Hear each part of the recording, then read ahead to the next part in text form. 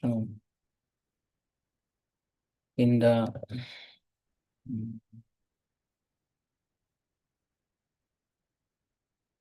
fourth and fifth verse, we have seen the fourth verse, Krishna was speaking about the material energy. Bhumir apanalo vayu khamman buddhirevacha ahankara ityam bhinna prakriti ashtadha. So these are the 8 separated material energies of Krishna, separated, which is called separated energy. These these material energies are required to function for in the material world. Therefore, they are called separated energy. And beyond that, beyond those 8 elements, there's also a superior energy, which is Krishna's divine internal potency, the manifestation of internal potency. Anyam prakritim vidhi. You should know there is another prakriti, and which is param prakriti, param, the superior prakriti. And who lives in that prakriti? The jivas. Jiva bhuta mahabaho. O mahabaho, O mighty armed Arjuna. That prakriti is sustained by the sustained and maintained by the jivas, the living entities. So which clearly differentiates, shows the difference between the material energy and the internal energy or the spiritual energy. So jiva bhuta, jiva means those who are conscious being. So the conscious being or the superior prakriti, the superior nature, they actually maintain this material world. Yayedam dharyate jagat. But how do they sustain? I mean, how do they maintain? Do you remember from the last class? Can anybody tell? How is it maintained? By the material, by the superior energy jivas. Maintainer is a big position, but why do we call that they maintain it? What is the logic behind the statement? Yes, yes, Mataji. Hare Krishna Prabhu Pranam. You said just like a prison house is maintained because there are prisoners. So like that, as we conditioned souls are here, that's why this material world is to be maintained. It is basically, we want to maintain it. As long as prisoners are there, there will be prison house. So if we can free ourselves from this bondage, then there will be no need of material world, but which is actually hypothetical. There will be always material world because there will be always criminals in the state. There will be rules and regulations. There will be criminals punishment, but still there will be always criminals. So therefore, we are the maintainer. So if we think that here the maintainer means that we are maintaining, we are the boss because we are maintaining this material world, it is not spoken in that sense. Why? Because if we are the maintainer, then we could easily get out of the prison. If the prisoners are the controller of the prison, maintainer of the prison, then the very word prisoner has no meaning essentially. So he is a prisoner means he is a criminal. But the criminal cannot be the maintainer in the sense they can control over things. No. Because we know that here to get liberation you have to beg to Krishna or the controller of the prison house, please release us. So we are begging for liberation from Krishna. Liberation means to get out of this cycle of birth and death. So if we are the controller, then we did not have to beg for it. So that means it proves that we are not the maintainer. We are not the ultimate maintainer. We are maintainer with respect to doing various activities here and perpetuating the existence of the material world. That's it. Just like in the prison house, the prisoners are being engaged to clean areas, to grow different flowers and fruit trees. They are being engaged because they have desires to work. So the prison house facilitates work for them. Similarly, we also want to work here. This is our karma kshetra. So in a sense, this the jivas, though they are superior energies, they are the part of superior energies or internal energy of Krishna. And the material world is the field of activities. And we are the actors here. So Kshetra and Kshetraga, this will be discussed more in the chapter 13. But suffice it to say here that because of this jiva's unlimited, unending, undue desires, this material world is being maintained by Krishna. So in a sense, we are actually maintaining, but in the ultimate sense, Krishna is the controller of this material. That is the meaning. And we are giving one analogy, if you remember, that externally it seems that, for example, this laptop screen, it has different hardware, but it has a software. Without the software, it cannot be maintained. There might be hardware. So material energies are like hardware. But because there is a software inside, this laptop screen is working in action.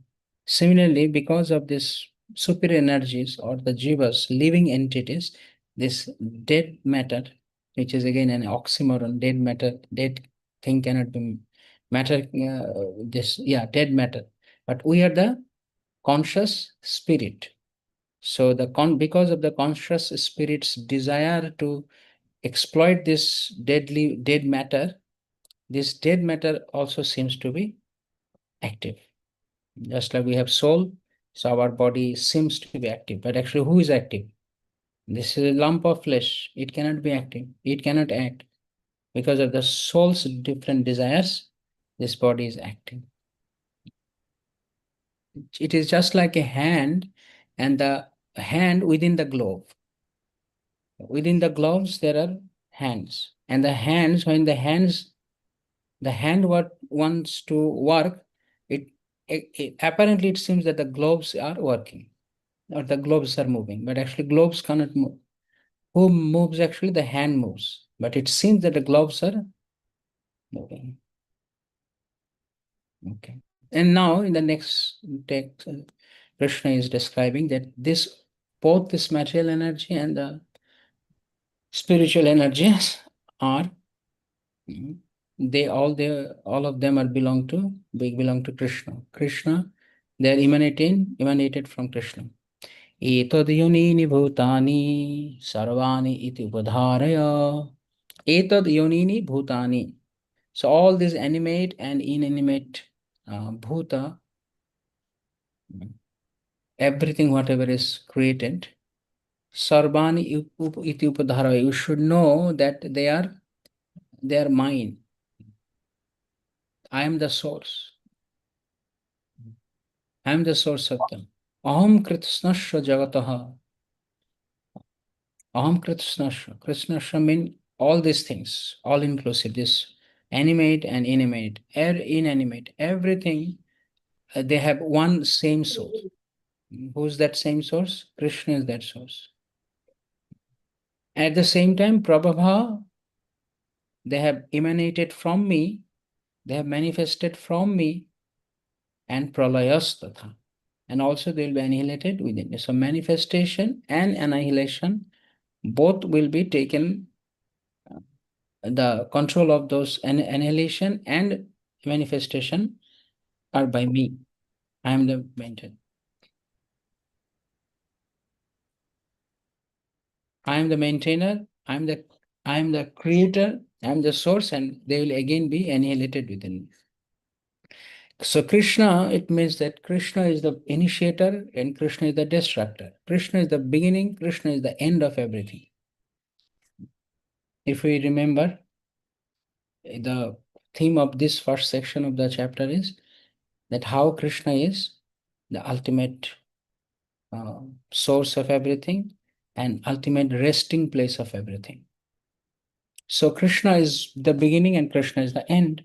So etad yonini bhutani, everything is coming from him, but at the same time, pralayastatha. Also there, Krishna is origin and Krishna is the dissolution for them. They all will be dissoluted in Krishna. This is the glory of Krishna, that he is pervading everything. He is all pervading, because in the sense that nothing exists without him. Nothing can exist without him. Therefore, he is pervading throughout.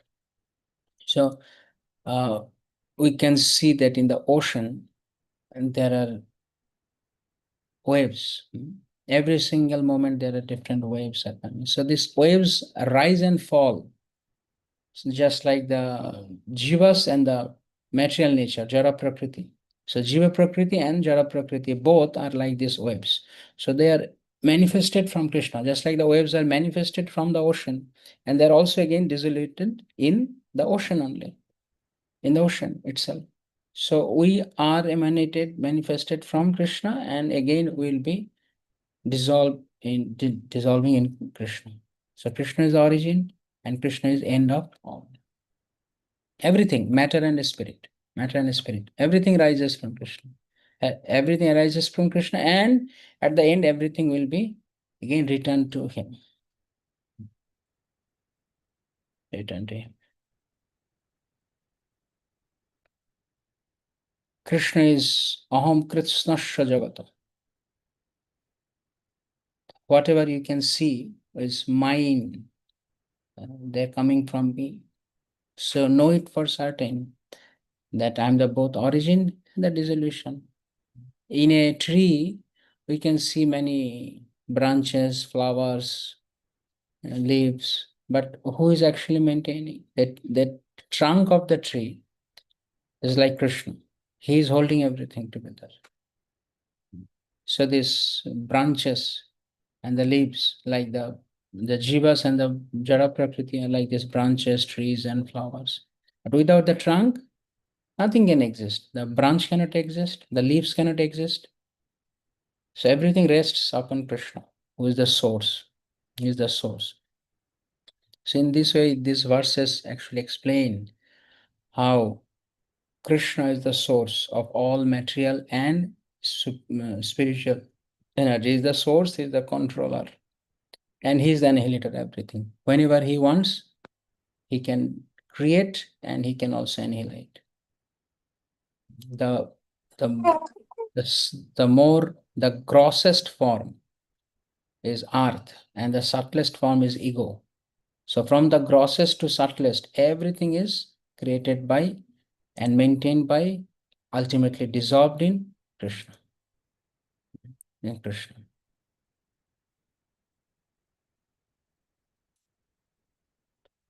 Matta parataram nanyat kinchid asti dhananjaya Mayi sarvamidam pratam sutre manigana eva. So this is one of the very famous verse from Srimad Bhagavad Gita. So mattaha parataram nanyat. Mattaha parataram. Mattaha means beyond me or than me. So mattaha parataram, beyond me or other than me, parataram nanyat. Nothing is so superior than me. Nothing is superior beyond me. I am the greater, the great of all the greatest. I am the original source. And nothing can be greater than me. Paratara. Paratara is, para is great, paratara is greater. So it's an intermediate superlative with which it is being mentioned, it is denoted that Krishna is the greatest and nothing can be more greater, nothing can be greater than him. Parataram nanyat. So mattaha parataram nanyat kinchit asti dhananjaya. Kinchit asti, anyat kinchit asti, anything else. Na kinchit asti means nothing else. Nothing else can exist. There is nothing else which is superior than me. Moi sarvamidam, if Krishna is saying, when Krishna is saying that nothing can be greater than me or superior to me, then how everything else is being manifested? How can we see them? What is the source or what is the maintainer or container of that? It's Krishna himself. Moi sarvamidam, Mai sarvamidam. They are being contained or held by me. Just like Krishna is giving an analogy, just like Pratam Sutre Monigana Eva. The Sutra, the thread, is the container of the pearls. Just like the Monigana, the pearls are being strung into the string. Similarly, the whole manifestation of material and superior energy is actually resting upon me. So, this is Krishna's supreme, super excellence. Everything rests upon Krishna. In the previous verse, Krishna said, Prabhava pralayastata, source and end. I am the source, I am the end. And then what about the currently existing things? If Krishna is the source and Krishna is the destroyer, or Krishna is the terminator, he is the last point, end point, then what happened in between? Krishna said, I am also in between. I am also in between because you don't, but you don't see me. The reason is I'm like just like the thread. Just like the thread is holding all the pearls, so you can see only the pearls. Just like we have our neck beads, Tulsi Mala. What we can see, we can only see the Tulsi bead. We can't see that, we can't see the thread. Of course, after a certain period of time, if some beads are fallen off, then you can only see. Otherwise, you don't see, you see only the Tulsi bead. But there is a thread. There is a thread. So Krishna is that thread who is actually holding everything. So everything, animate and inanimate, material and spiritual, are all resting upon Krishna. So in this verse, we can see two aspects, two special aspects of Krishna or the Supreme. Number one is his transcendence. Matta parataram nanyat means he's the transcendental. Nothing can transcend him. So his super transcendence is mentioned here. Matta paratam, supreme transcendence. Matta parataram nanyat. And at the same time, Mayi sarvamidam. He is transcendence as well as his immanence. Immanence is the nature, the nature of, or the characteristics of being into everything. It's called immanence. Just like in the Christian religion, there is a chapter in the Holy Bible, they call it as Emmanuel. So Emmanuel is actually the name of the Lord. Emmanuel comes from the word immanence, one who can be within every single atom. It's called Emmanuel. So Krishna is immanent everywhere, and Krishna is transcendental. So Krishna transcends everything, and Krishna also has the aspects of immanence. He has the transcendence, means beyond matter. At the same time, he is immanence, he is within the matter. So beyond the matter, within the matter. So it is not that if someone is beyond the matter, he cannot take control of the matter because he's just beyond. He can't take care of what is happening within the matter. No. He is controlling the matter and also he is within the matter. Just like, see, there is a prime minister house in a country. So that prime minister's country is the super protected area, and not that any random person get access to prime minister's house. So it's just an analogy, just like his transcendence. He's beyond all other areas in the country. That is God's one character. He's beyond everything. And we have to recognize that position. He's above and beyond all, whatever he has created. But at the same time, the government has designed the whole country. They have a special seat or an accommodation where they are residing. And that is great, matchless, and impenetrable. On the other hand, the same government power or the prime minister is immanence everywhere. He's immanent everywhere. His immanence recognizes that Krishna's immanence is that he is very graciously, he's entering into every single atom of his creation, working and acting within. Just like the government, the prime minister's house is in one place, but any part of the country, the prime minister has his power. Whatever is happening throughout the country, he knows everything. Of course, hypothetically speaking, in today's world, people can do something else also. But this is actually the ideal situation of the king. King is in one place, but he knows what is happening, and he's everywhere. Whatever you touch, his control is there on everything. So Krishna is there. And Krishna not only has only the control power, he is actually residing within that. And Brahmaji also confirms that in Brahma Samhita. What is that verse? Andantarastha Paramanuchayantarastha. He is within the whole, the huge, immense Brahmanda.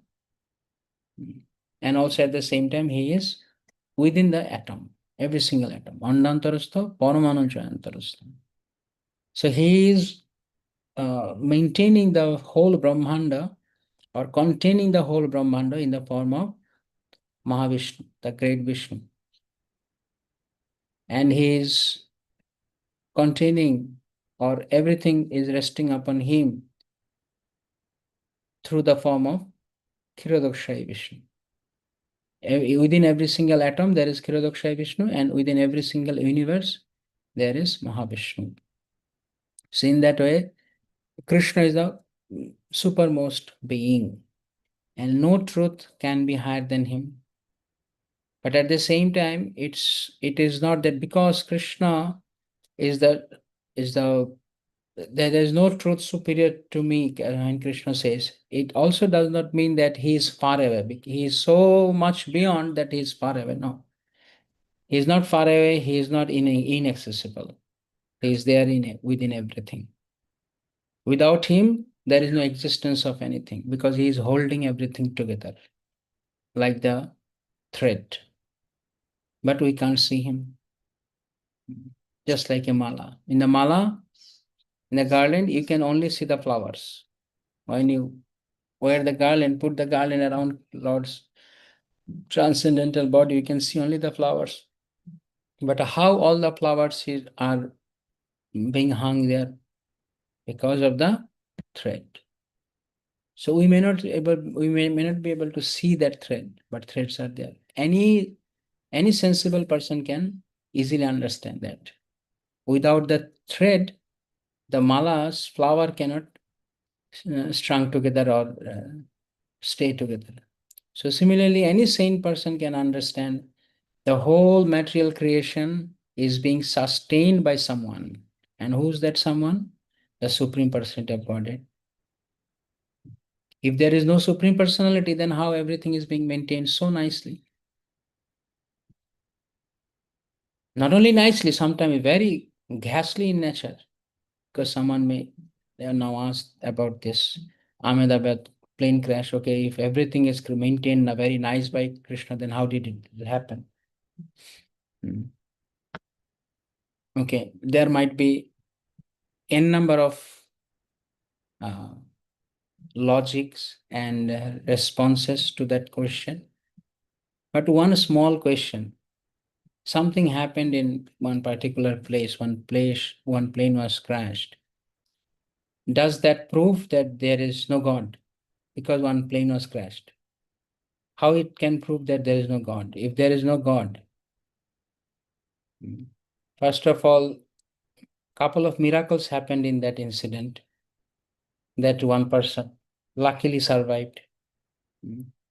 Also, one Bhagavad Gita is found where every single metallic thing have been melted, but one Bhagavad Gita, very like a paper made Bhagavad Gita, how it can be intact. So we just for the time being we keep these things aside. We are not calling them as a miracle for the sake of argument. But the point is, even if that plane has been crashed, but does that prove that there is no God? People may say there is no God. If there is God, then how did it happen? Just because the plane crashed in one place. What happened with the rest of the world? That things are in order.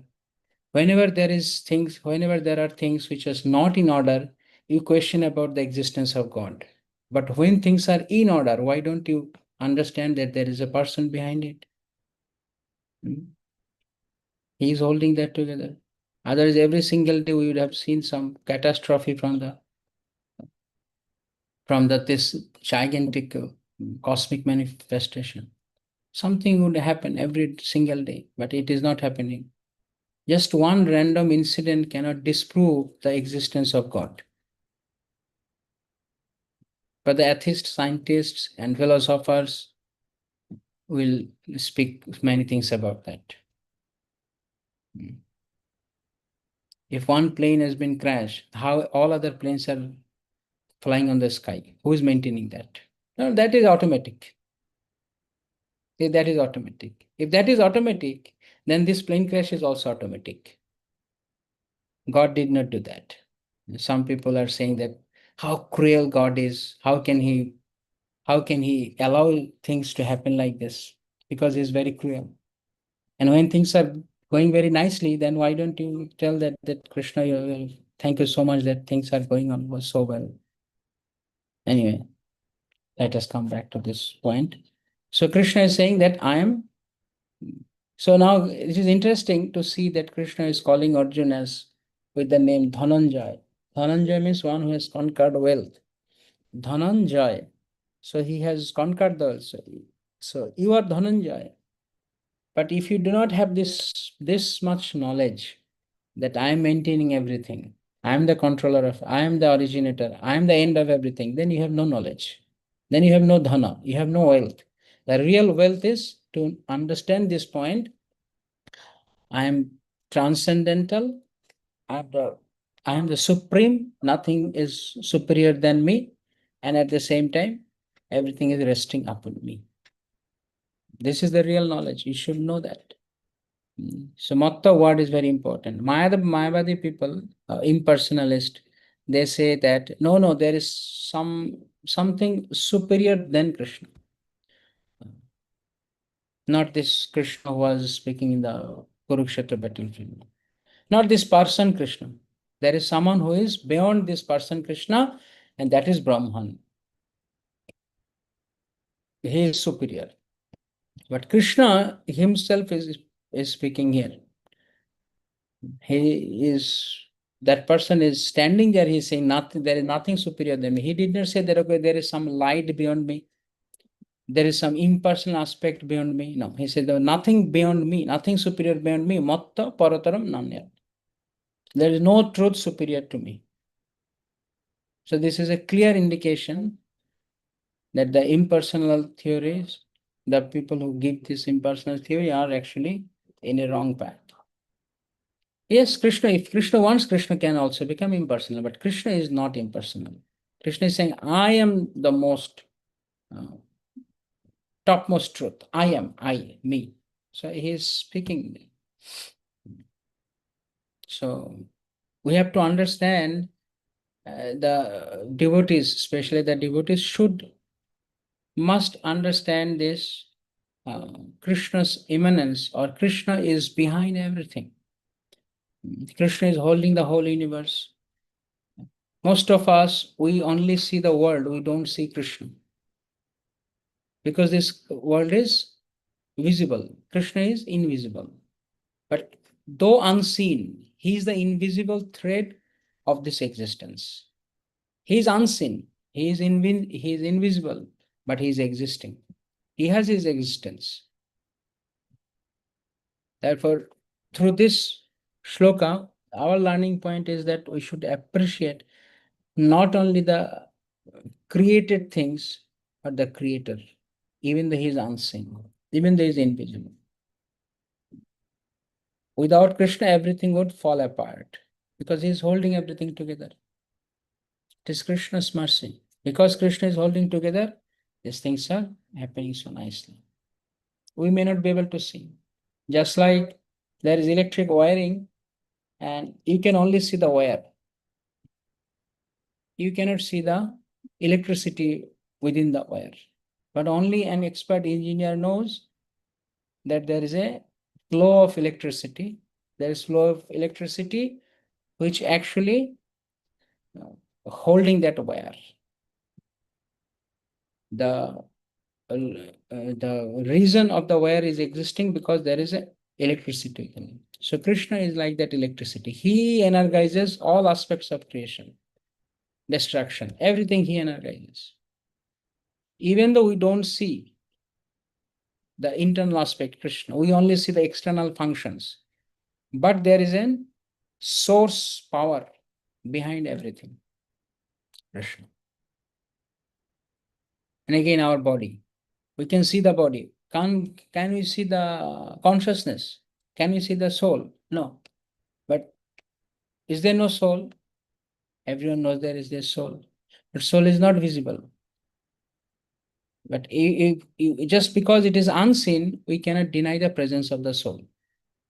Because soul gives life to the whole body, which is sin.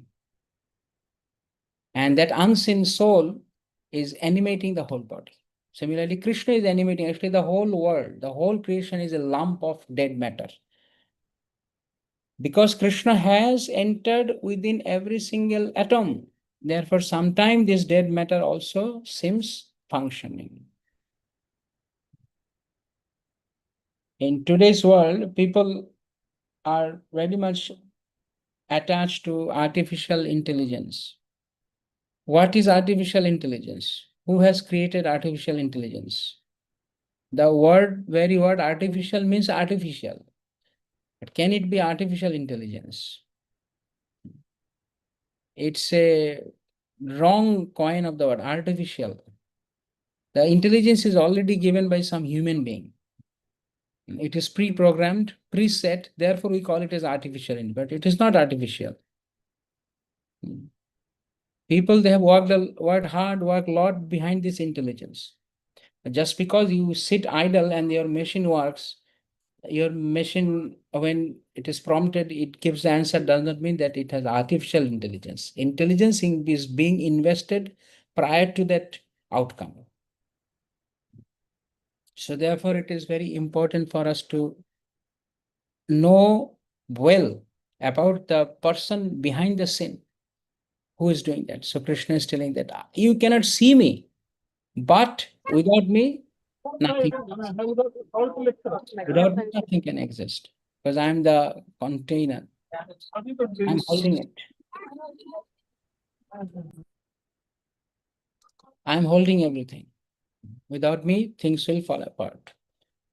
Just like again, a foundation of the building. There's no foundation, there's no building. There's no question of building without the foundation. It will collapse. So we need a strong foundation.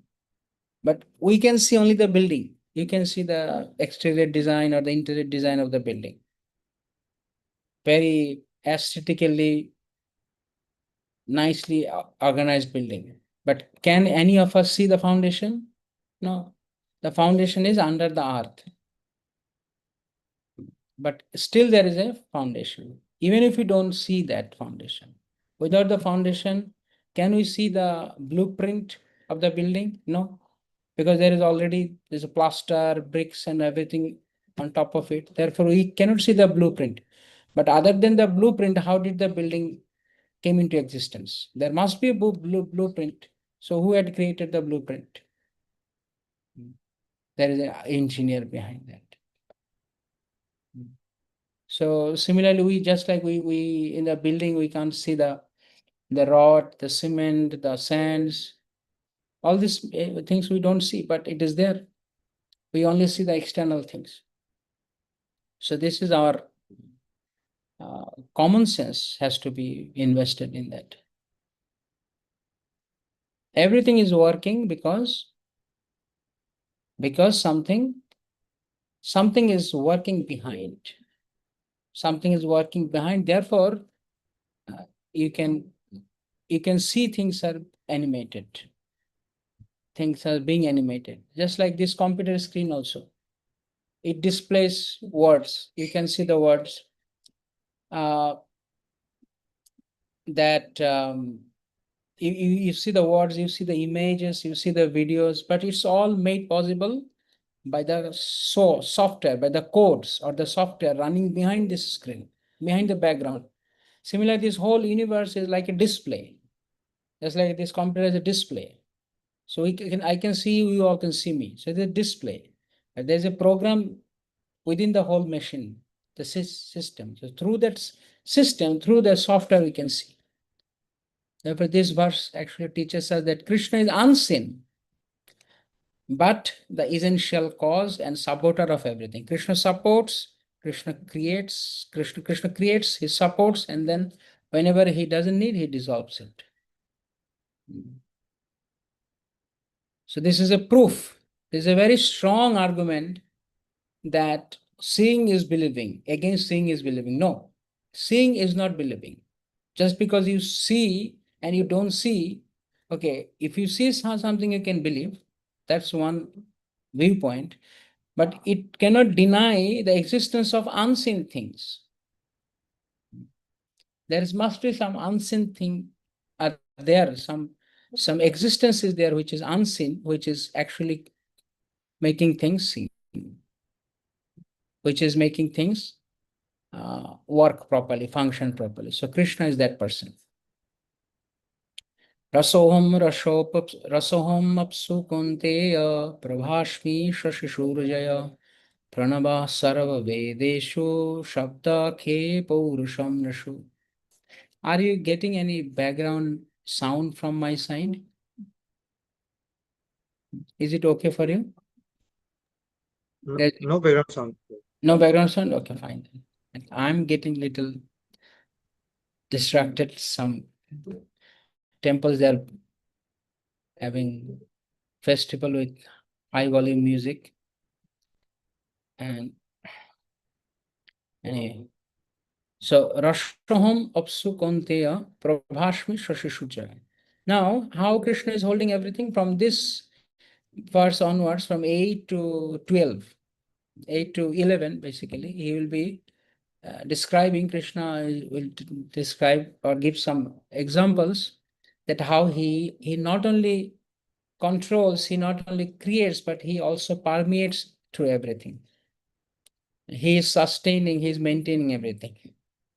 So Krishna in the text number 7, it was Krishna is the all maintainer or container. Krishna is a container, Krishna is a maintainer. But here he will be describing Krishna is also the permeator or the pervader. He pervades everything. So that is Krishna's impersonal manifestation. Here it is Krishna's impersonal. Even though you can see, but you can taste it. Rasoham apshukonti. I am the taste of the water. Rasa means taste. Aham, I. Apsu, of the water. I am the taste of the water. Prabhashmi Shashishurjaya. And I am the source of energy. I am the source of brilliance, which is coming from Shoshi and Shurja, from sun and moon. Where from you are seeing that light. That light is coming from Krishna. Because Krishna has invested that power into the sun and moon. So Krishna is saying, Prabhashmi Shashi Shurjaya. I am the light of the sun, I am the light of the moon. The brilliant sun and the very beautiful moon at night, both are Krishna's manifestation. So as a devotee, how can it help in our spiritual understanding? This verse, how it can be applicable in our spiritual life? How it can help us in Krishna consciousness? Krishna is the taste of water. Krishna is the light of sun and moon. How it helps in our Krishna consciousness? Yes, Mataji. Krishna Prabhu Pranam. So when we drink water, we can remember Krishna, we can think of Krishna. Yes. And when we see sunlight, moonlight, we can remember You Krishna. can remember Krishna. Krishna said that I am the light of the sun and moon. So as soon as there is bright sun in the morning, the sun rises and you remember Krishna. This is Krishna's light. And on the full moon day or the moonlit night, or the full moon night and the moonlit night, you can see that this is Krishna's energy. Where from this light is coming? The source of light is not the sun and moon. The source of light is Krishna. Krishna personally told that. And at the same time, Pranava Sarva Vedishu. And among all the Vedic mantras or all the sounds, among all the syllables, I am the source, Om, in all Vedic mantras. Therefore, all Vedic mantras starts with Om, denoting Krishna's presence in that. Shabda Khe Paurusham Nishu. Shabda Khe. Khe means ether. So I am the sound in ether. There are five sense objects and there are five elements. So these five things, earth, water, air, ether, and water, are associated with touch, smell, fragrance, form, and what else? Roop, Raj, Gandha, Shabda, Sparsha, sound. So sound is actually being produced, or sound is possible to hear because there is an existence of ether. So Krishna said that I am the sound in the ether. Without the ether, sound cannot be heard. And ability, Paurusham Nishwa, I am the ability within the man. Every powerful man, strong man, they are boasting of their power. But who has invested that power within them? You can say that because I went to the gym, every day I go to the gym, thus I have built my own power. There are so many people that go to gym, they're still weak. They cannot have power, they can't gain any power. Even though you do exercise, some physical exercise, but still, if Krishna does not give you strength, you cannot get the strength. So Krishna is the ability in man. So in that way, we can feel Krishna's presence everywhere, in everything, in every time. The water has a taste. So that taste is Krishna. How the water has taste? Usually we see that water has no taste. If you mix some sugar or salt or something into it, then you have taste. But without that also water has a taste, because water can quench, the meaning is that it can quench our thirst. That is the taste of the water. So like we can feel the presence of the king or the government throughout the state, but you may not be able to see that. So the taste of the water cannot be seen, but it can be felt. that there is a taste. There is a taste. So we may not be able to see him everywhere. But we can also see him when a person can see him when he has prema chakshu, premanjana churita bhakti bilochana, santa sadaiva hridayeshu. The pure devotees, they do not see any external things. They can see Krishna always. And pure devotees are not attached to impersonal aspect as well. Krishna is not the source and maintainer only. He is the essence of everything as well. He is the source of water and he is also the taste of water. He is the source of sun and moon and also he is the maintainer of sun and moon. He is the ray of the sun and moon. In that way, Krishna pervades, Krishna permeates every single thing. That is Krishna's brilliance.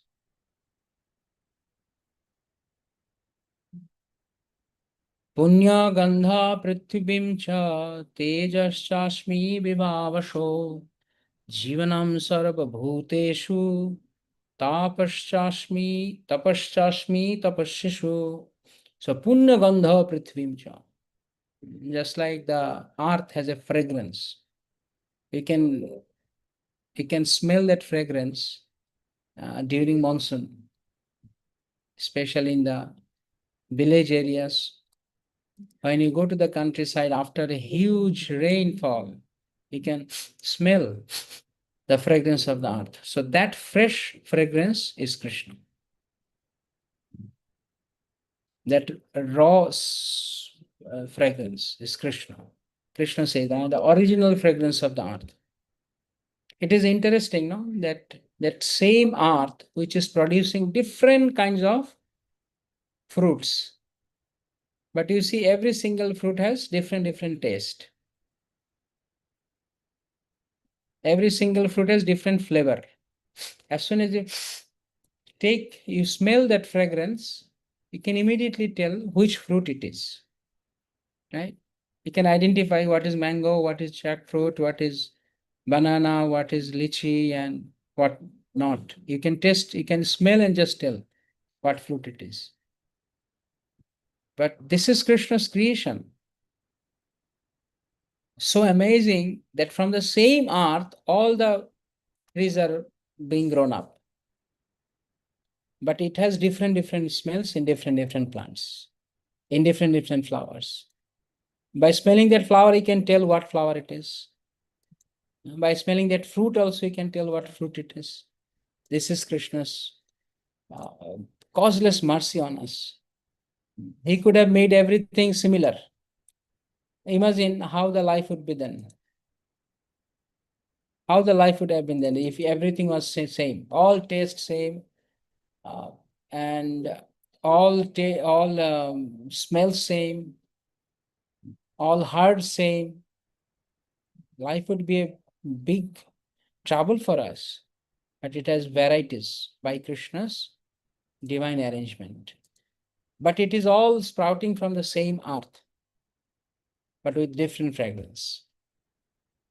So how can people say that there is no designer, there is no God, there is no supreme power within this whole creation?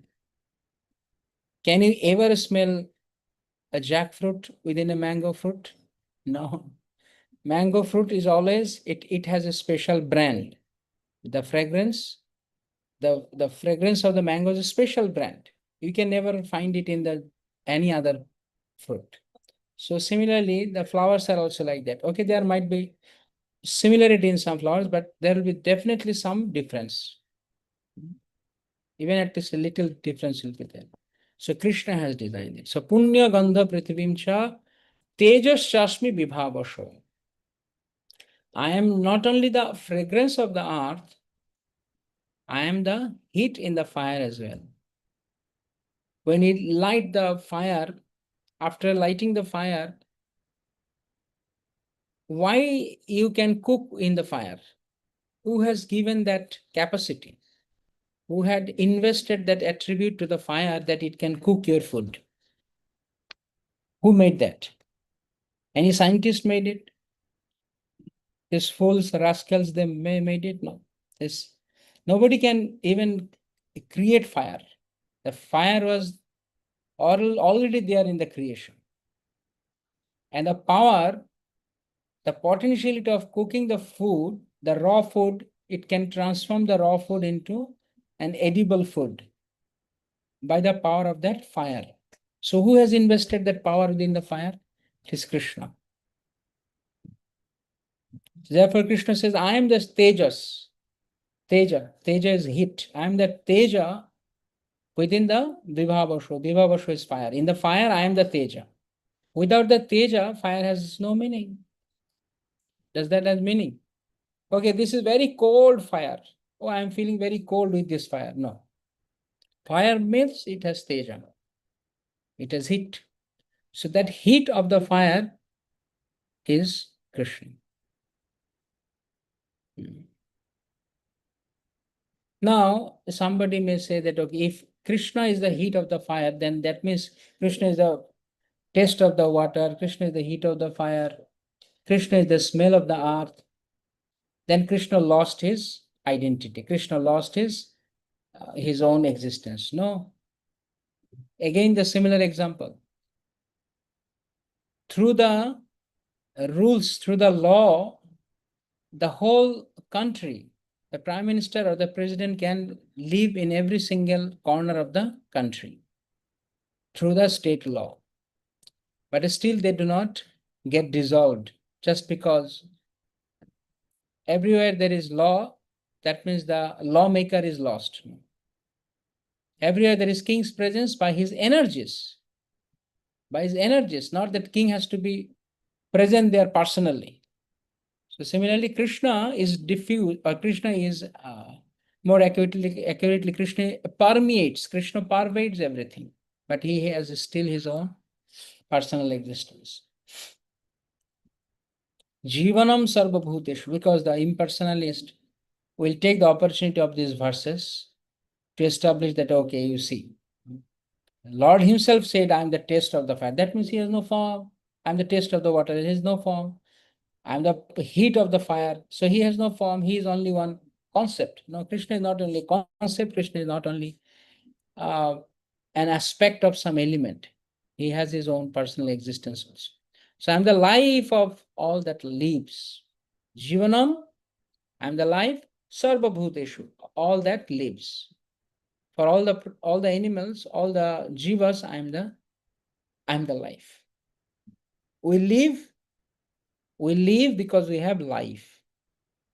These two words are very similar in sound and in their structure also. Live, life. So Krishna is life. Therefore we can live. If there is no life, then we cannot live. So Krishna is actually maintaining us. Tapasyasmi, tapassishu. I am Jivanam Sarvabhuteshu. I am the life here of all the jivas. And if the jivas perform any penances, then I am the power of that ascetic also. I am that penances of those ascetics. Next. Again, Krishna will give some more analogies, some more examples. Bijam mam sarvabhutanam viddhi partha sanatanam buddhir buddhimatamashmi tejas tejasvinamaham. Now, there is existence of something. So who's that existence? Who's the source of that existence? For example, there is a tree. What is the cause of the tree? The bija, the seed.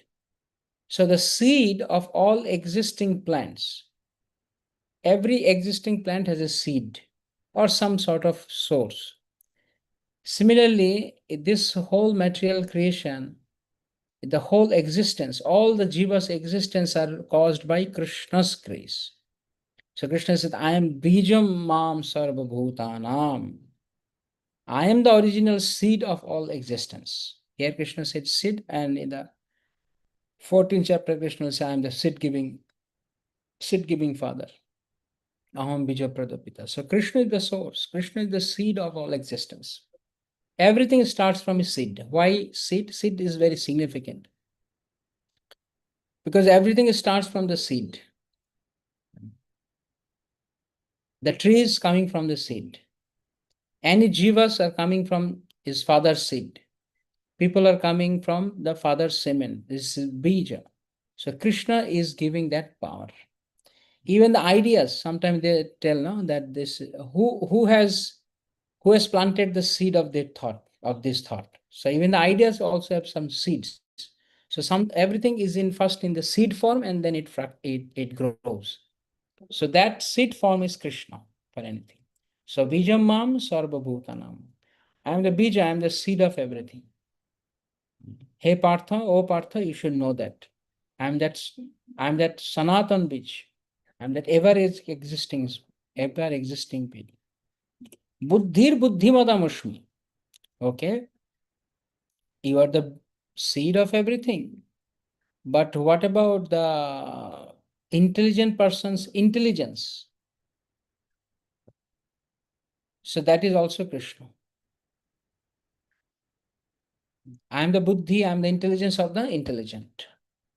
So where from this intelligent people getting intelligence? Krishna. Now, people have bad intelligence, good intelligence. That's a different thing. What type of intelligence they seek from Krishna, they'll get that.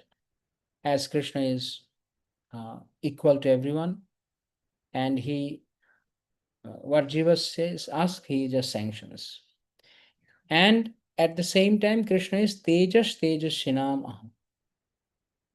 Krishna is again is giving the example of Teja. He is the power of all the powerful people. All the mighty, powerful people, he is the power. I am the prowess of all powerful men. Tejas Shinamaham. I am that power. I am that prowess. So everybody has some sort of intelligence. So that is given by Krishna. Because of Krishna's direct empowerment, we can have intelligence. Valam balavatam chaham kamarago vivarjitam dharma viruddho bhuteshu kamasmi bharatarshava balam balavatam chaham. So this is the example of that power, the strength of the strong person. Buddhir buddhimatam in the previous verse. I am the intelligence of the intelligent. Now here, balam balavatam. I am the strength of the strong. Kamaraga vivarjitam. And at the same time, I am that kama. Which kama? No, I am the kama. There are two kamas here. Kamaraga vivarjitam, one kama. And then there is kamosmi bharatasva. Here is another kama. The first kama and the second kama, there is a difference. The first kama refers to our passionate desires. Kama. And the second one is the sex life. So Krishna is saying the sex life, which is devoid of passionate desire, is me. Kamosmi, O Bharatarshava, O the best of the Bharatas, or the Lord of the Bharatas, you should know that I am the pure sex life which is free from lusted desires. Kama raga. Divide of kama raga vivarjitam, divide of passion and attachment. That kama is me. That is my manifestation. That kama is my manifestation. Because it is dharma aviruddha. It is not dharma viruddha. It is not against it is not against the religious principles. Therefore, that represents me. I pervade myself in that religious procreation. Dharma aviruddha kamashmi. So someone when the male and female they unite together to beget a Krishna conscious child, it is all Krishna's grace. And not only Krishna's grace, Krishna is saying that I am that particular activity, because it is through that activity they're only begetting a Krishna consciousness. So a sex life which is not contrary to the religious principles is representing Krishna. So in this analogy, you can see that Krishna first, he said that he is pure strength, balam balavatam. And the previous verse, buddhi buddhimatam. So what buddhi is Krishna? Actually, the true buddhi, the true intelligence is Krishna. That takes surrender unto me is Krishna. The other one also, when there is no mentality of surrender unto Krishna, that buddhi is also Krishna, but that comes under the purview of the jiva's minute independence. But when the jiva decides that he'll surrender unto Krishna, then immediately it becomes powerful. It has intelligence. That intelligence, pure intelligence is Krishna. Similarly here, balam balavatam, that pure strength is Krishna. Just like you see, pure, what is pure strength? Pure strength is whenever it is necessary or out of love. A small child lifts a heavy bag. Why? When the parent says that, can you bring that bag for me, my dear boy? He'll bring that boy. It'll be a little heavy, but he'll carry it. So where from, what is that strength? That strength is pure strength in the service of the parents. So when we engage our service, when we engage our strength in Krishna's service, then that strength is Krishna. It's Krishna.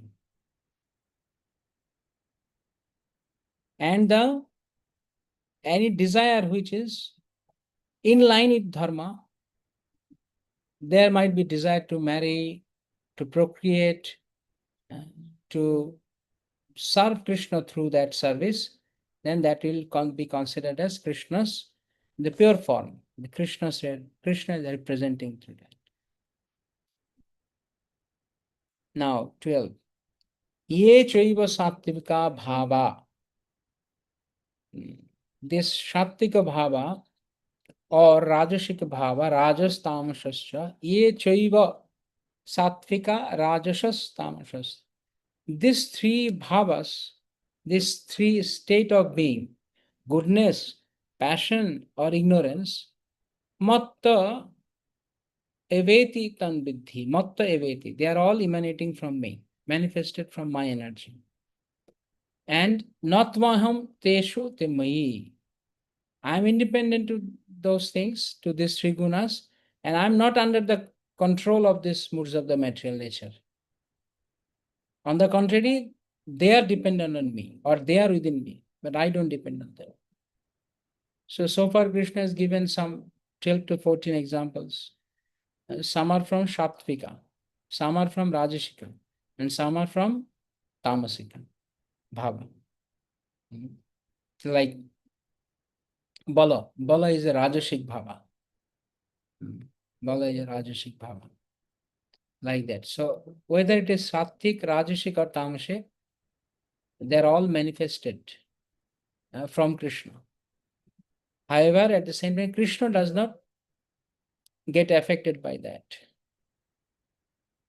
At the same time, Krishna creates them, but simultaneously he also maintains his own separate existence, unlimitedly.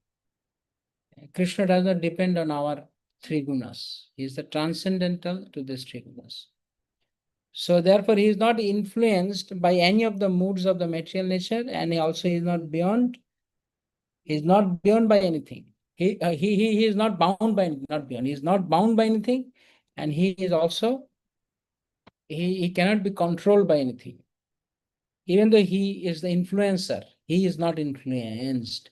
He is not influenced. He is the influencer. Material energy is Krishna's energy. So she also belongs to Krishna. So if material energy is Krishna's energy, how the energetic can be controlled by energy? Sometimes we see in this material world, the energetic also gets consumed by the energetic. And the energetic person also gets consumed by the energy. What is that? It is just like a powerful person in the material world, but he is also consumed by the stringent law of the nature. The law of the nature is Krishna's energy. And that person who is thinking, I'm powerful, he is thinking, I'm that powerful, but powerful is being consumed by the power. So what kind of power is this? Not maham teshu te mai.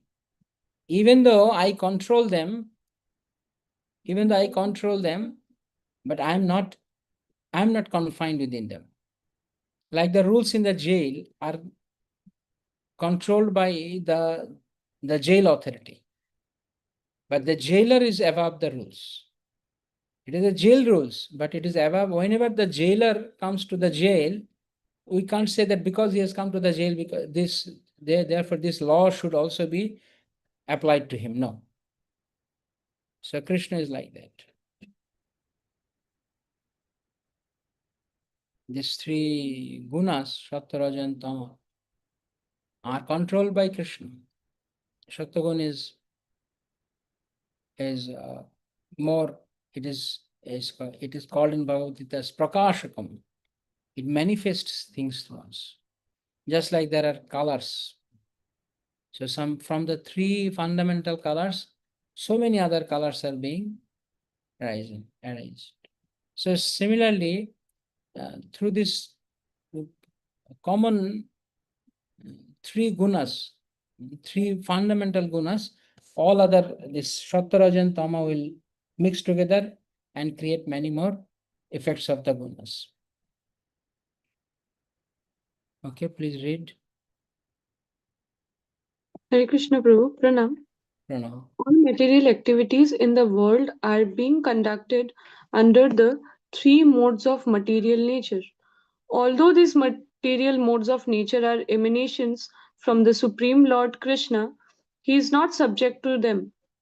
For instance, under the state laws, one may be punished, but the king, the lawmaker, is not subject to that law. Similarly, all the modes of material nature, goodness, passion, and ignorance, are emanations from the Supreme Lord, Krishna. But Krishna is not subject to material nature. Therefore, he is nirguna, which means that these gunas or modes, although issuing from him, do not affect him. That is one of the special characteristics of Bhagavan, or the Supreme Personality of Godhead. Hare Krishna.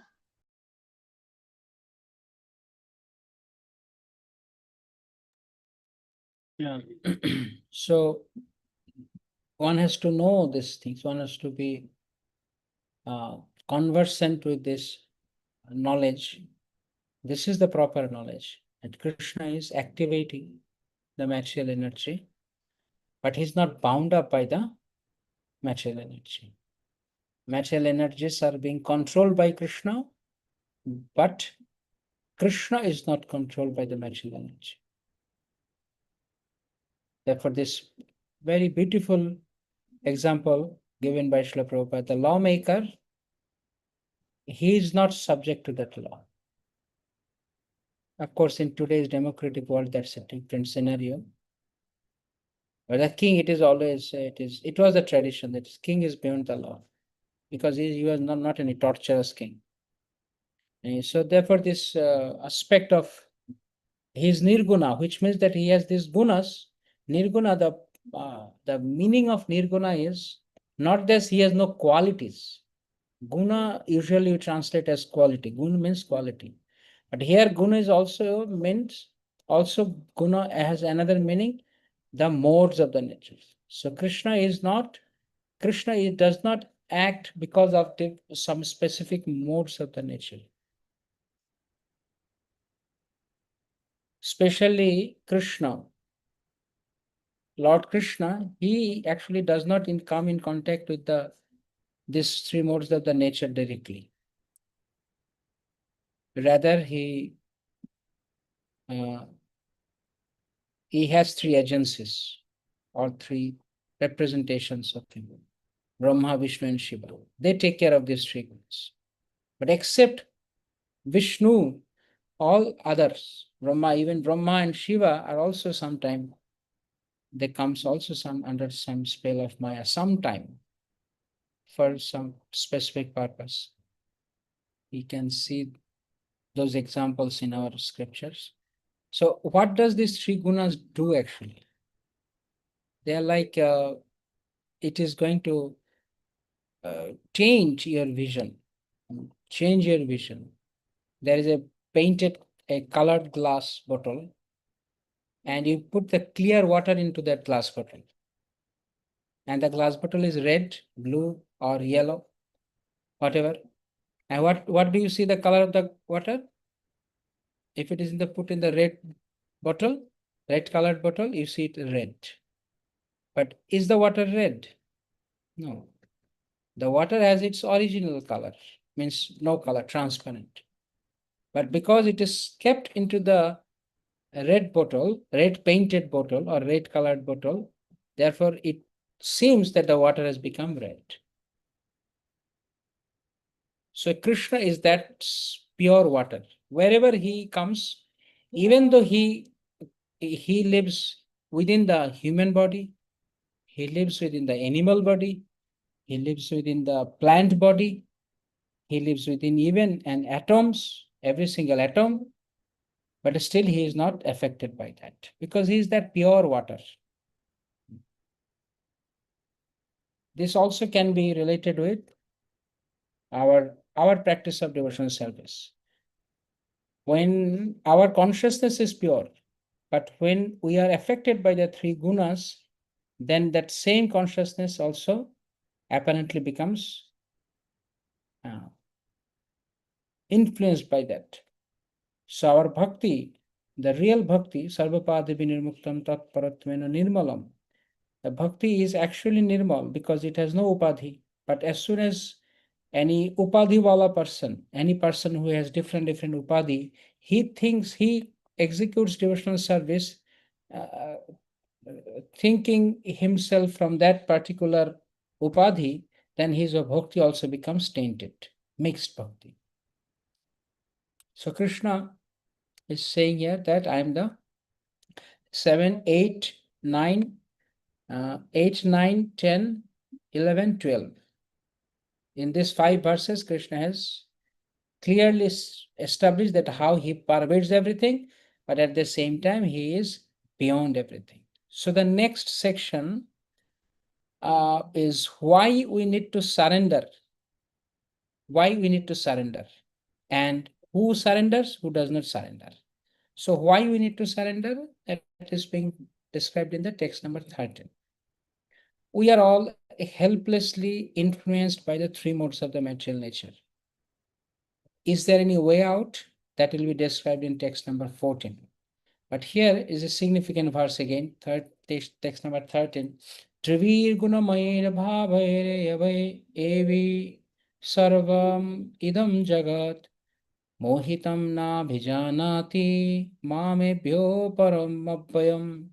So Trivir gunamayi, I have influenced, I kept the whole cosmic manifestation deluded by these 3 modes of the material nature. Trivir gunamayi, by these 3 modes of the material nature. Shakta, Raja, and Tama. Mode of goodness, passion, and ignorance. Sarvamidam jagat. In this way, the whole world, the whole universe is mohitam. Mohitam. They are being deleted. Mohitam. But they don't know because they are mohitam because they don't know me. Who does not know me? The whole world does not know me.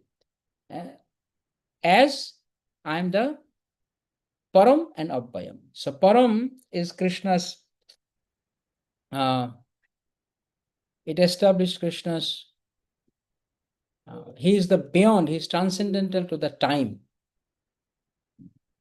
Is transcendental, the space is Param, is transcendental to the time is Abhay. Abhay means something which cannot be perished, which cannot be depleted over time, is Abhay. So Krishna is beyond time, Krishna is transcendental to time. And Param, absolute, he can go anywhere, he can exist anywhere. Is transcendent nature beyond the space. So Krishna is beyond the time and space. But the people, they don't know. So Tribhir Gunamoyir Bhavai, the jivas are already covered by three types of illusion: Sattvic, Rajasic, and Tamasic. Goodness, passion, and ignorance. Already they are being tied up with these three modes. And on top of that, they also do not know about Krishna. Or we can say in the other way around also, that there is the original Maya, or the original covering. The main covering was that they do not know about Krishna. And on top of that, they're also disturbed by these three, tied up by these three modes of the material nature. So due to this illusion state, by these three modes of the nature, we cannot understand Krishna. So therefore, the deeper one is in the influence of the modes of the nature, the lesser their chances are to surrender unto Krishna. And similarly, the lesser one is under the shelter of the three modes, the higher the chance for them to come under the shelter of Krishna. So it's a double illusion. Illusion with illusion. Illusion within illusion. How? Like the drunkard, the person who thinks that by consuming alcohol, I'll be happy, is an illusion, right? Is an illusion. And once he takes the liquor, when he drinks, then he is again thrown thrown due to the power of the addiction of the negative impact of the liquor. So the first illusion was, I'll become happy by drinking. I'll become like a king by drinking liquor. And the second illusion starts when he actually indulge into that. So the original illusion is that we can become happy other than Krishna. This is one illusion. This is our first illusion, that I can become happy without Krishna. And then when I don't take shelter of Krishna, when I don't surrender unto Krishna, then I don't surrender unto Krishna. And I think by not surrender unto Krishna, I'll become happy. So this is illusion. And then when I don't surrender to Krishna, I indulge myself into different activities. And by doing those different activities, I try to get happiness. First of all, forgetting Krishna, we are an illusion. And then when we forget Krishna and we indulge into various activities in this material world, earning money, going to the nightclub, and then throwing party with the friends, going on outing and sightseeing, so many things, so many activities we want to do for our own sense gratification. So without Krishna, I'll become happy is the first illusion. And then again, indulging into those illusory activities, we think that this illusory activity is giving me pleasure. This is another illusion. Okay, so illusion within illusion. They don't know about Krishna. This is one illusion. And they also don't lament for, they also don't feel anything for that. They think, yes, this is the life. Other than Krishna, we are happy. So in another sense, coming into this material world or the material existence under the influence of the material nature is one illusion. And working here so hard day and night and thinking that I'll become happy if I can get some money, if I can enjoy with my friend, is another kind of illusion. So illusion within illusion. Greater illusion within the original illusion. But what is the cause of this? The cause is this impact, this influence of these three modes of the material nature.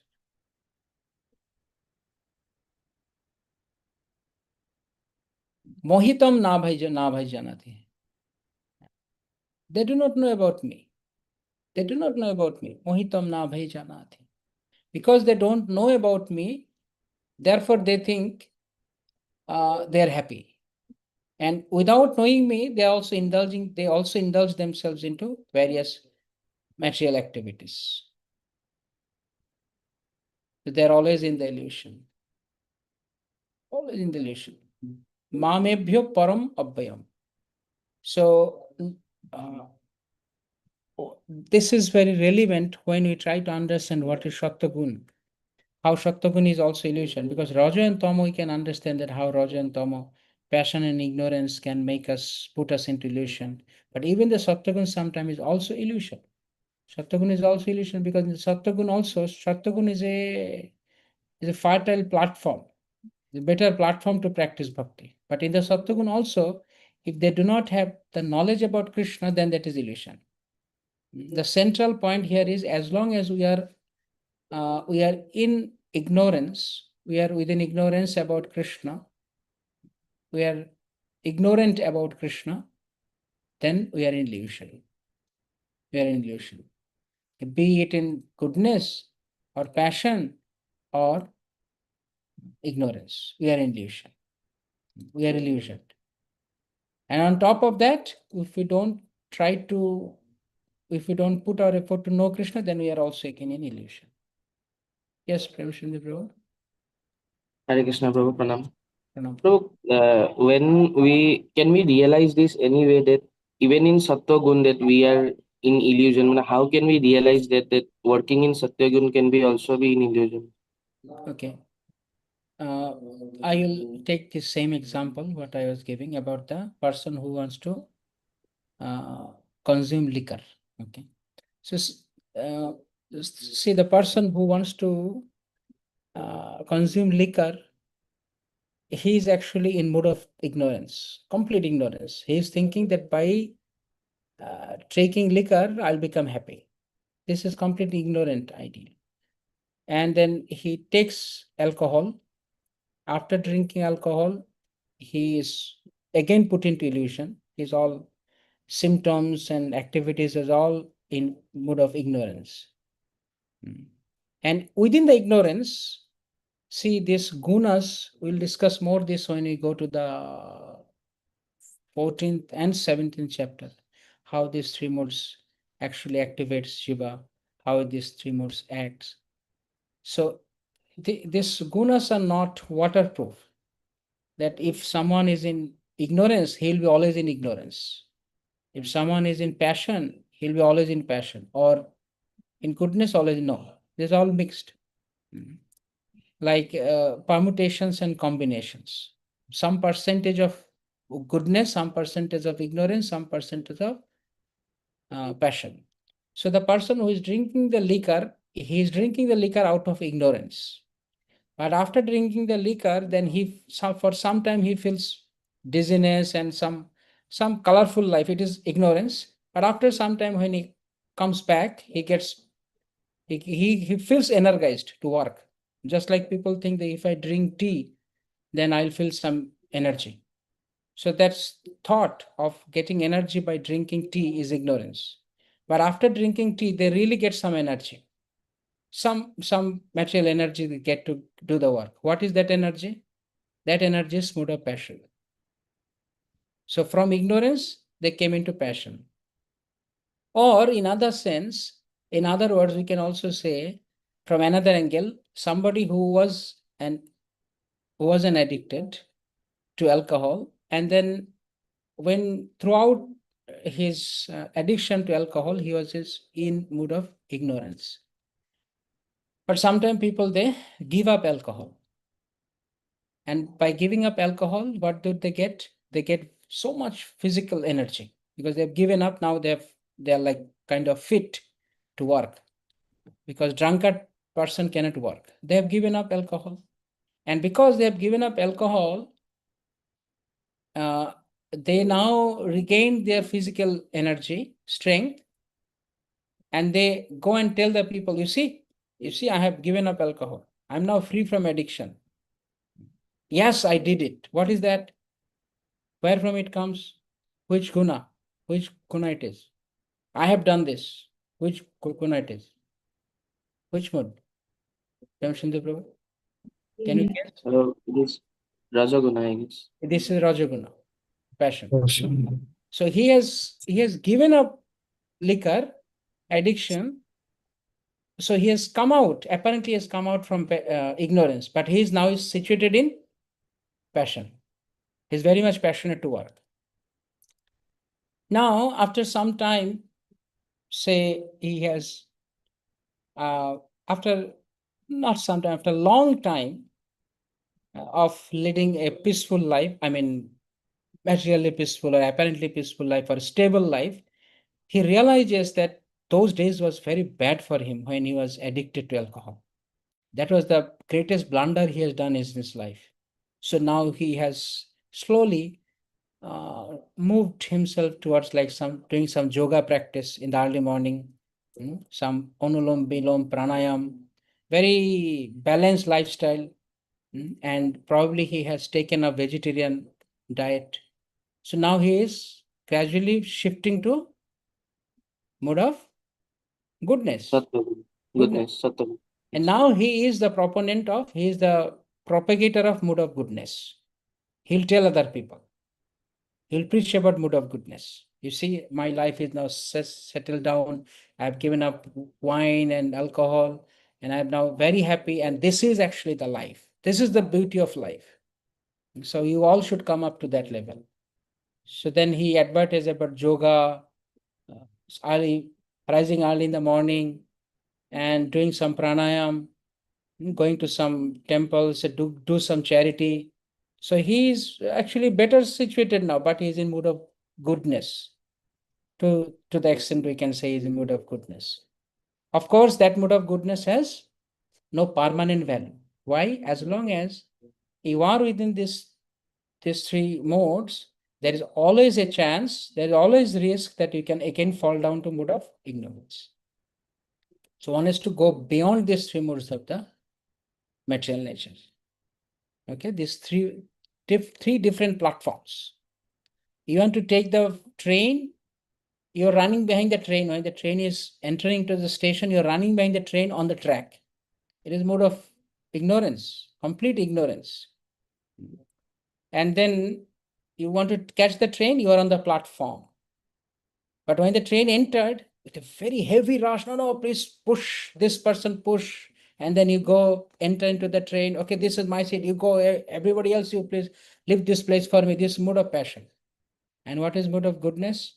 Okay, the train comes. He'll arrive in the station much early, peacefully sit in one place. When the train comes, train stops. And slowly he'll take the bag and enter into the train. He'll peacefully sit. It's like three different platforms. But again, the person who has caught the train by running from behind, one who has caught the train from the platform with very passionate nature, and one who has caught the train in a peaceful sattvic mood. None of them are actually successful unless they reach the destination. Just catching the train is not the solution. You have to reach to the destination. So Sattva, Raja, or Tama, whatever it is, you have to reach actually to the transcendence, which is our destination. And Nirguna stage, Shuddha Sattva stage. Why that stage is called Shuddha Sattva? Shuddha Sattva is beyond Sattvagun.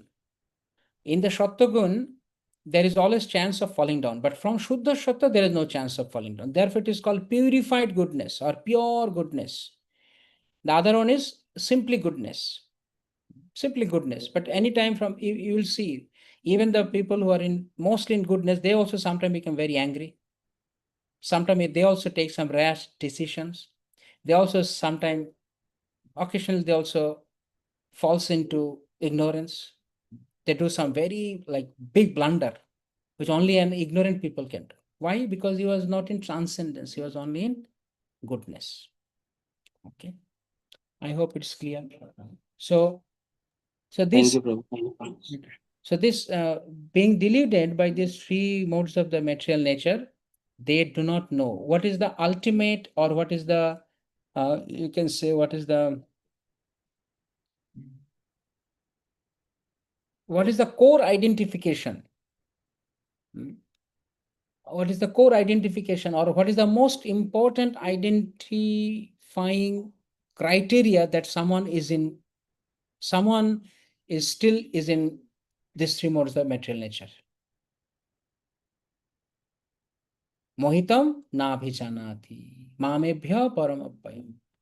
As long as we do not understand Krishna properly, we are in three modes of the material nature, be it goodness, ignorance, or passion. If we do not know Krishna. So knowing Krishna in full is the solution. When you know Krishna in full, then only we can go beyond these three modes of the material nature. So when the soul forgets about Krishna, someone, see, in this material world, everyone is in forgetfulness of Krishna. We are in forgetfulness of Krishna, right? The people who are working on the factories and industries, they are also in ignorance. They are also in forgetfulness of Krishna. And someone who is a very materially very affluent person, very powerful, influential, and world-renowned person, big celebrities, they are also in forgetfulness of Krishna, isn't it? Everyone is in forgetfulness of Krishna, but in different degrees. In different degrees. A practicing devotee is also in forgetfulness of Krishna, but he knows that I have to come back to my real original position, which is remembering Krishna. He knows that. But a person who is completely in passion and ignorance, it is much difficult, more and much difficult for them. A person who is in goodness, as I said, a person who is in goodness, he can catch the train peacefully. So he is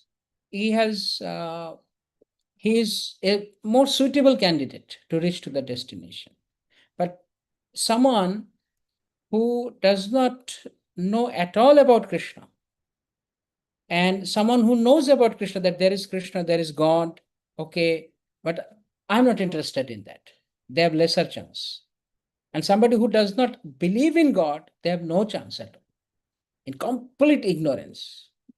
So there are different degrees. Therefore, Krishna says, this my superior nature, my absolute nature, that I am beyond the time and place. I am the transcendental personality. If somebody can understand that, then they come in my remembrance. So as long as, what is the one-line summary? The summary is, as long as we are in remembrance of Krishna, we are free from the three modes of the material nature.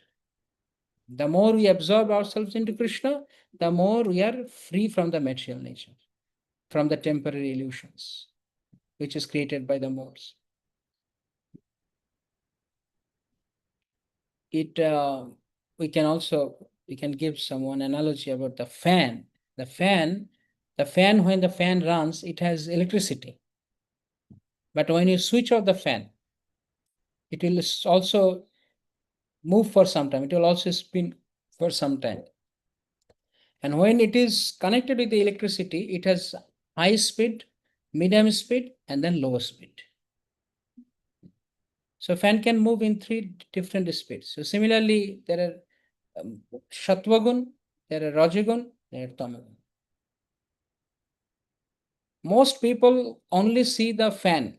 They do not see the electricity behind it. So some fans are moving very fast. Some are little slow, some are most slow. But they can only see the fan. But who has made this fan moving is the electricity. What is that? Electricity.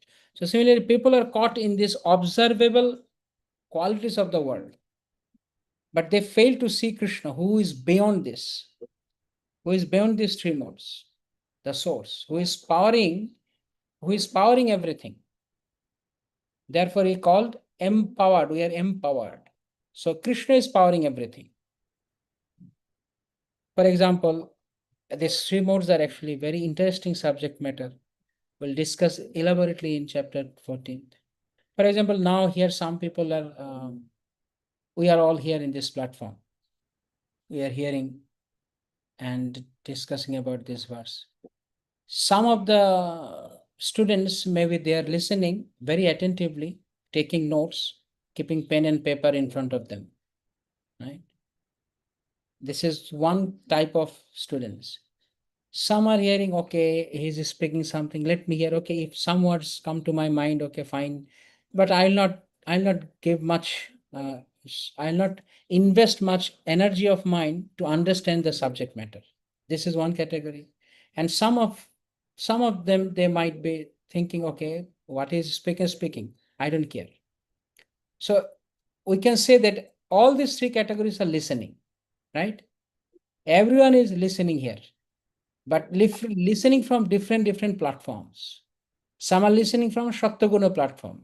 Shaktaguna platform is attentive, taking notes, attentive, trying to understand the subject matter, Shaktaguna platform. And some are just sitting because I hope that it's not happening, but just to give an idea. Okay, if I can understand some words, if I can grasp some portion of it, okay, I'm happy with that. And some are just literally ignoring the class. Class is going on, and okay, I hear, I don't hear, I become attentive, I don't become attentive, I speak to somebody else, I don't speak to them. Or maybe I'm thinking something else in my mind. So these are the three categories. The lowest one is ignorant. Then the next one is passionate, and the first one is goodness. And one who is listening to remember Krishna, to facilitate so that it can be a good facilitation to his Krishna consciousness, is actually slowly moving towards transcendence, because he's trying to connect everything with Krishna. In the goodness, they also don't connect with Krishna. They just want to become happy that I have some knowledge, I have some information. I'm not ignorant, I have some information. This is goodness. But your knowledge, when it connects you to Krishna, then it is goodness. It is pure goodness. Pure goodness.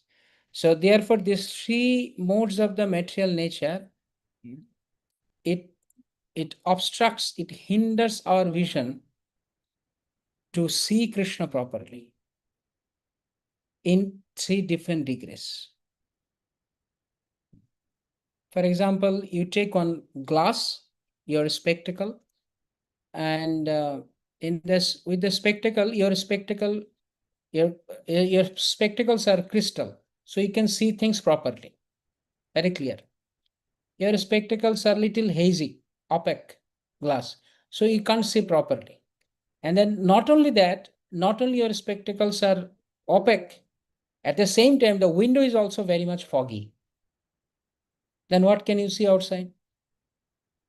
A list amount things you can see, or maybe you can't see anything, you can just see that there is something, but what is this something you can't understand. So our mind is like that window or that spectacles. So when the window is fogged up, you can't see properly. When the spectacles are full of smokes, you can't see properly. So our mind is also like that. When it is covered by these moods, when it is covered by the mode of ignorance, it can't see anything. Completely in ignorance. When the spectacles are covered with mode of passion, you can see something, but also in a passionate way. But when your spectacles are very clear, there is no fog, there is no smoke, then you can very clearly see outside. So these three modes are actually blocking our consciousness, blocking our consciousness, blocking our awareness to Krishna. One who is in mode of ignorance, that blockage is with a thick layer. Mode of passion, that layer is little less thicker. And the one who has the Shattagun, one who is in the Shattagun, their layer is very thin. But one who is in transcendence, in pure goodness, then there is no layer in between. He can properly see Krishna. He can nicely see Krishna. His glass is completely clear. So as long as we do not have that proper glass, what we will see? We will have some idea about Krishna, but we cannot know Krishna properly. Therefore, Krishna said, Mohitam nabhijanati. That mohitam is that cover up, is that fog. Because of that, it depends on the density of the fog. If the density of the fog is very thick, then he can't say anything. He cannot know Krishna. So mohitam nabhijanati, because they are with different degrees, with Shattagun, Rajagun, and Tamagun, they are all illusioned. Therefore, they do not know my param bhavam. My param, I am param and abhayam. They don't understand it. Yes, Prabhu? Hare Krishna, Pranam Prabhu. Prabhu, these three modes is always a confusion for me. I remember a lecture that I heard maybe 3-4 years back. The lecturer was the most prominent Bhakti Shastri teacher, and at that lecture I learned that these three modes, they essentially also have some function in our life. For example, I want to do good in bhakti, so I also need some passion. So in that case, if I don't have any passion, then I don't have any desire to study Shastra, or I don't have to do japa 16 round completely. So in that case, the passion is also important sometime. And the lecturer was mentioning that these three modes are actually three different string, and we also need like red, blue, and other thing. What is that? RGB and blue. So if we just caught up in just one string, then maybe, and if we draw something, it will be like one color. So we need a combination of these three modes. For example, you are giving instance of a passenger who is taking a train. But if he is sometime we need to do also rush to take the train. So if I'm walking in the mode of Shattagun, then maybe I can miss the train. So in that case, I need some passion, like I need to do hurry. So I need to catch the train. So these things are buzzing in my brain. So I'm just requesting you to clarify, Prabhu. Okay, thank you. Yes, Thank you Prabhu. for very good questions. As I said that this topic of three modes are one of my most favorite topics in Bhagavad Gita, and we'll discuss elaborately when we go to the chapter 14 and how these three modes actually determines our every actions and thoughts, our speeches, our likings, our dress, our interactions with other people, everything.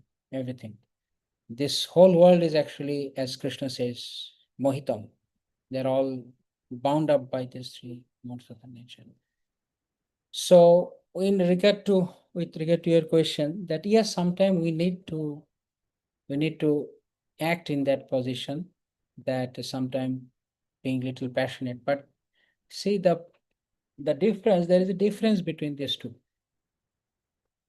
I wanted to just give one general understanding about the the general mood, the overall general mood of the person. But sometime, as I say, that there is a constant struggle between these three modes to take prominence over the other one.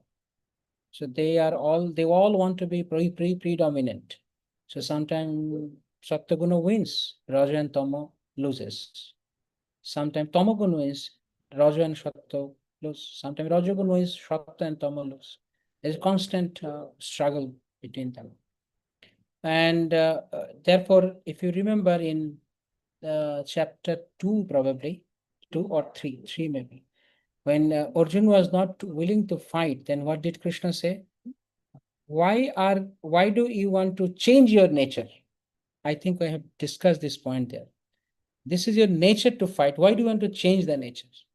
And that changing of the nature is not that, okay, your nature is to become, our real nature is to become the servant of Krishna.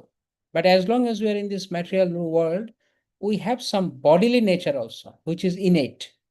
So that innate nature, we cannot just deny. We can't just wish it off. It will be there. So Krishna said that you don't try to completely ban it, your innate nature, but you rather you turn it towards, you divert it or dovetail it in my service. So you have a nature of fighting. So you engage that fighting in my service. So what fighting is what? Which guna fighting is mode of passion. So out of mode of passion, one wants to fight. So therefore, Krishna said that you take care of that. You are trying to become artificially going to goodness, giving up the passionate nature. But since you are born into Kshatriya clan, your whole existence has that Kshatriya bhava. You cannot fully ban it. You engage it in my service, and thus you come to the transcendence. But throughout the battlefield of Kurukshetra, we can't tell that Arjuna was passionate. It was not material passion, because he has already engaged it in Krishna's service according to Krishna's instruction. And because he had that passionate nature, innate passionate nature, being taken birth into the Kshatriya family, Krishna invested that passionate nature, but also carefully and consciously controlled, guided. But if that is not guided, then that passion would not give any good result. Because on the other hand, we see that the Kauravas were also passionate. Arjuna was also passionate, but Arjuna's passion was controlled by his guru, Krishna. So if our passion or our ignorance is not controlled, we just randomly try to invest it into Krishna's service, then we'll be in danger.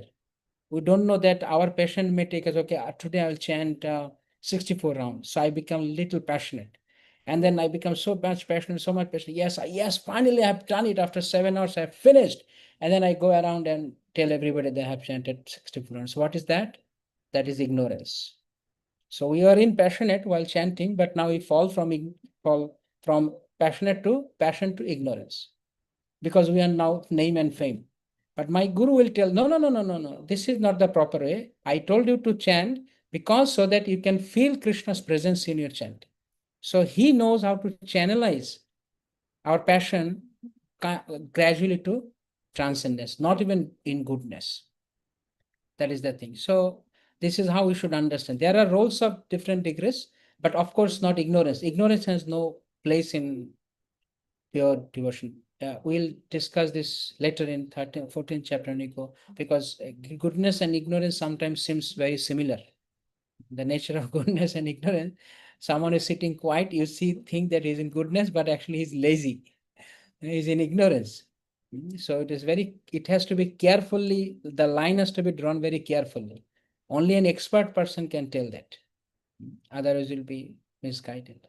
So will that help, Prabhu, to some extent? How? Yeah, I understand, Prabhu. The point I understand that for the sadhaka, the passion should be guided by the superior authority. That is wonderful, Prabhu, and very deep understanding. Thank you so much, Prabhu. Hare Krishna.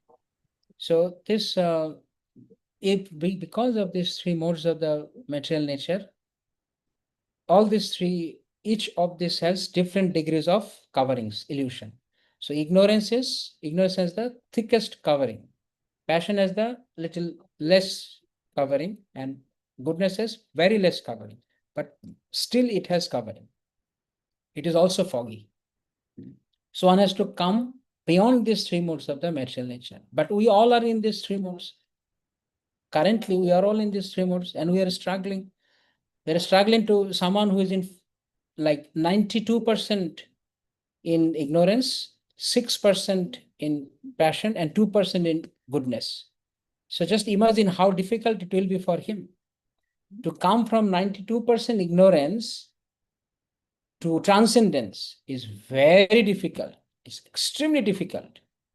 Someone who has 70% ignorance, 20% passion, and 10% goodness, good chance or reasonable chance. Someone who has 60, 50, 40, like that. So we have to see finally that how we can gradually we can completely come out of ignorance and of course passion, and at least we can be situated on the goodness platform, because goodness has more chance, more opportunities to become, and high chances to become Krishna conscious. Because in goodness, one characteristics of goodness is thoughtfulness. In passionate and in ignorant nature, there's no thoughtfulness. So Krishna consciousness is for the thoughtful people. One who is not thoughtful, he cannot execute Krishna consciousness. You tell somebody to go and worship Krishna, and that person is in full ignorance. He will go very lazy, and sometimes feeling sleepy. And even if he does that with no respect, just for the sake of duty, he'll do it. And in between, if he gets some distractions to go somewhere else, he'll immediately leave that place. Because he doesn't know the importance of worshipping Krishna. No idea at all. He's complete in ignorance. But because he is told by somebody, he's doing that. And if I tell some passionate person, he'll also go there, do very fast. Everything will be finishing very fast, very quick. And then because he has good physical strength also, he has good intelligence also in terms of passion, and he'll do things very pakka, very quick, and then he'll come back again, he'll indulge into his own activities. He'll also not give much importance. Okay, if somebody says pay obeisance to Krishna, he will also pay obeisance to Krishna. But while doing all these things, he has a desire out of that worship of Krishna.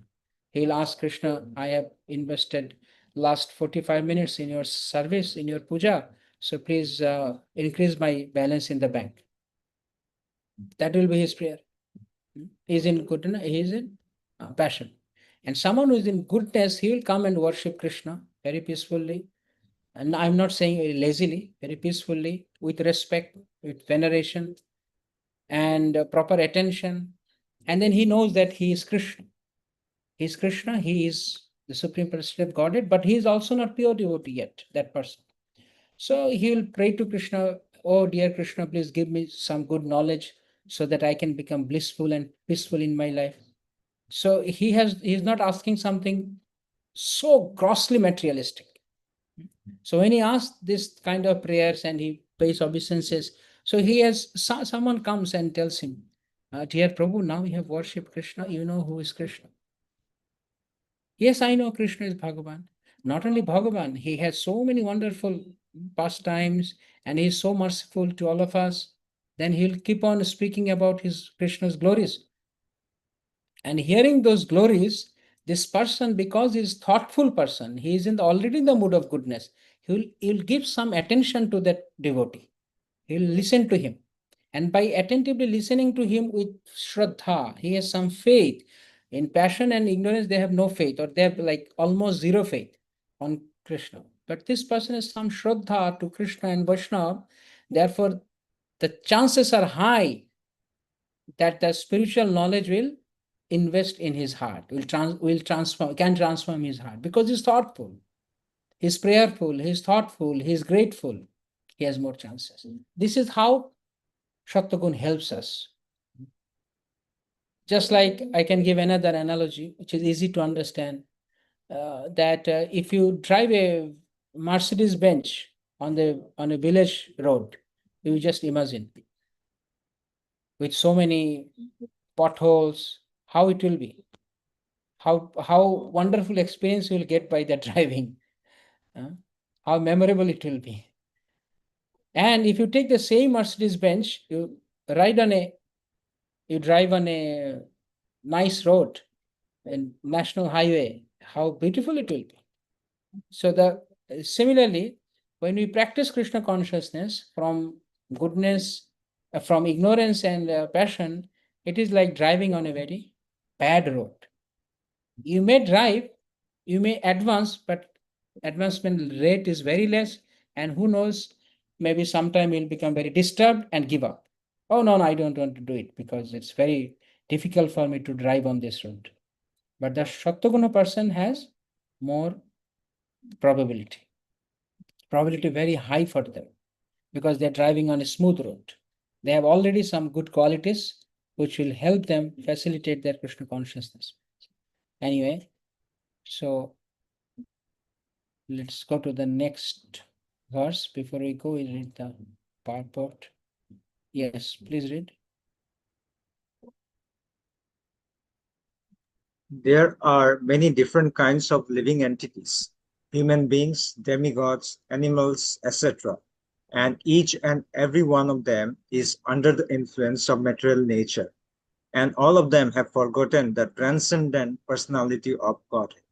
Those who are in the modes of passion and ignorance, even those who are in the mode of goodness, cannot go beyond the impersonal Brahman conception of the absolute truth.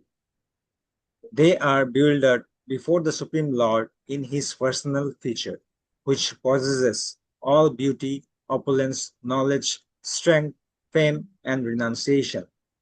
When even those who are in goodness cannot understand, what hope is there for those in passion and ignorance? Krishna consciousness is transcendental to all these three modes of material nature, and those who are truly established in Krishna consciousness are actually liberated. So see here it is mentioned. They are bewildered before the Supreme Lord in his personal feature. Like Brahmaji is in mood of goodness, but he was also bewildered one time. So then those who are in goodness cannot understand, then what hope is there for others who are in passion and ignorance?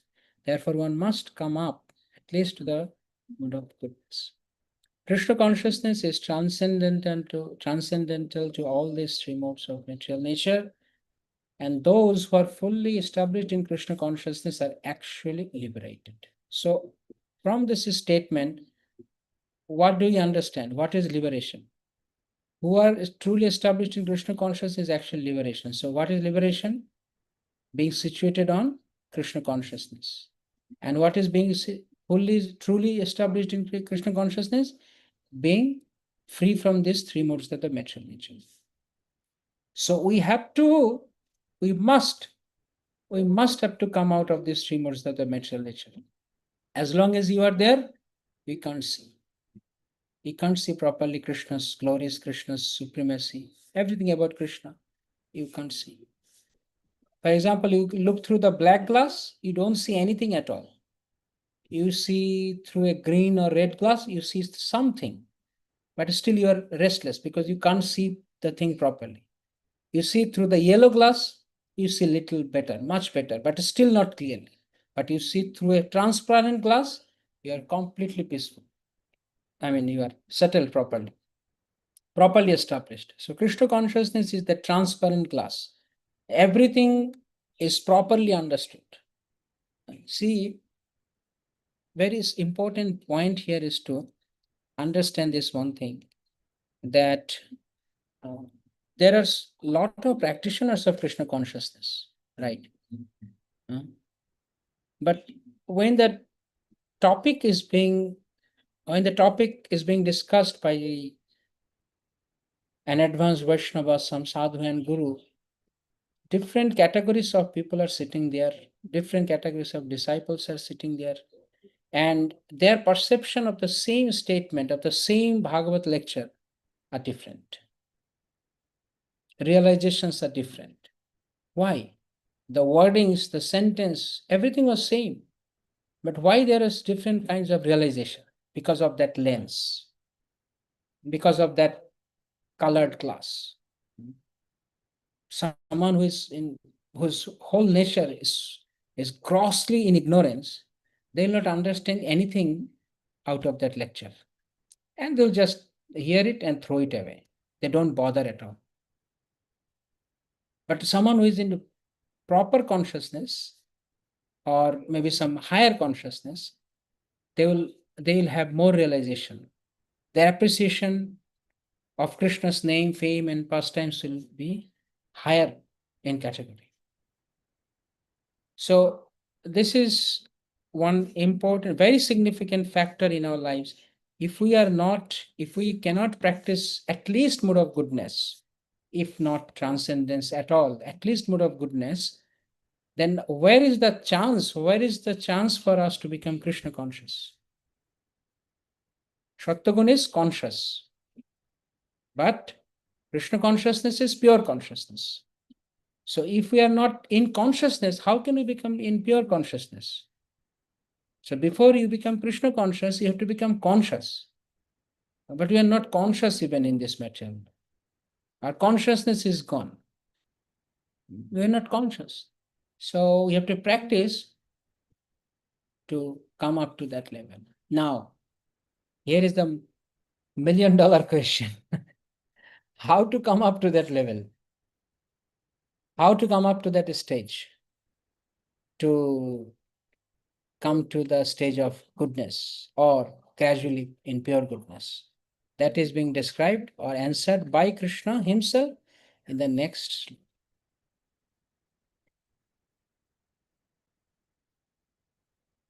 Very, very famous shloka.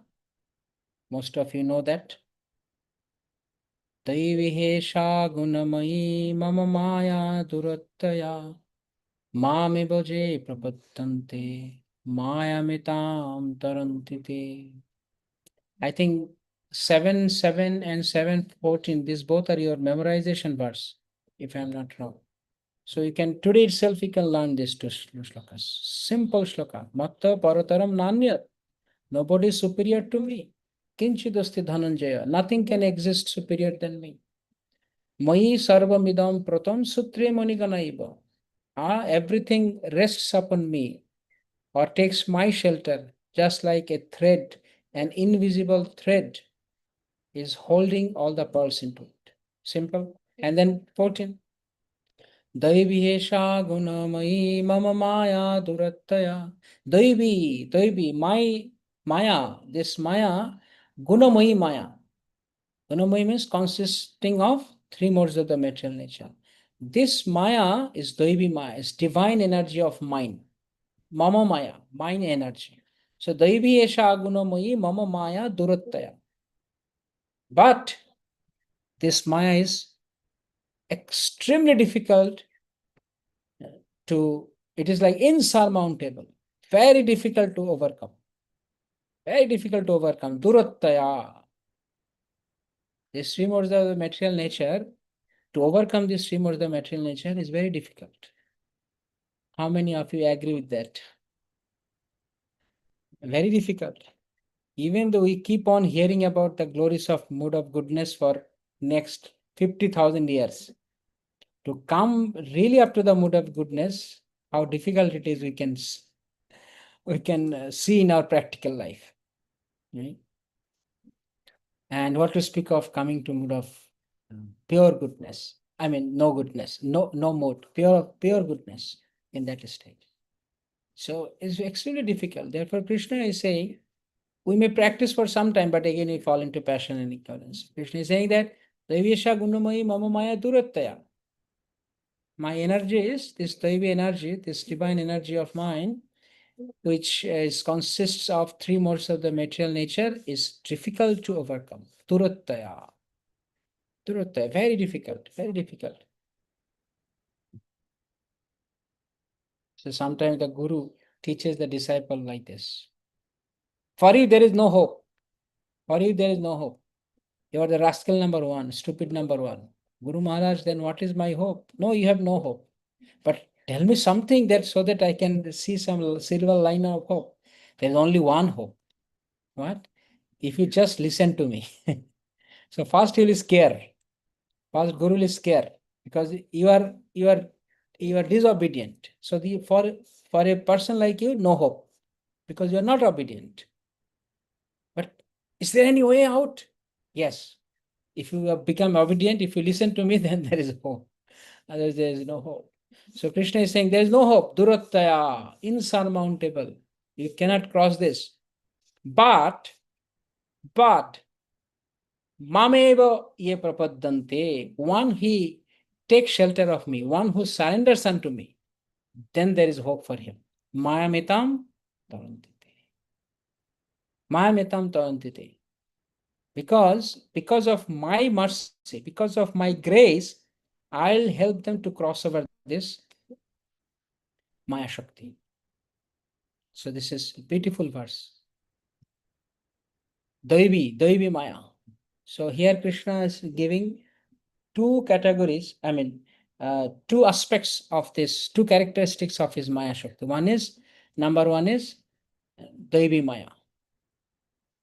So the first two section, the first section of the shloka, 14 point A and B, is telling about, is introducing the power of Maya, the strength of Maya.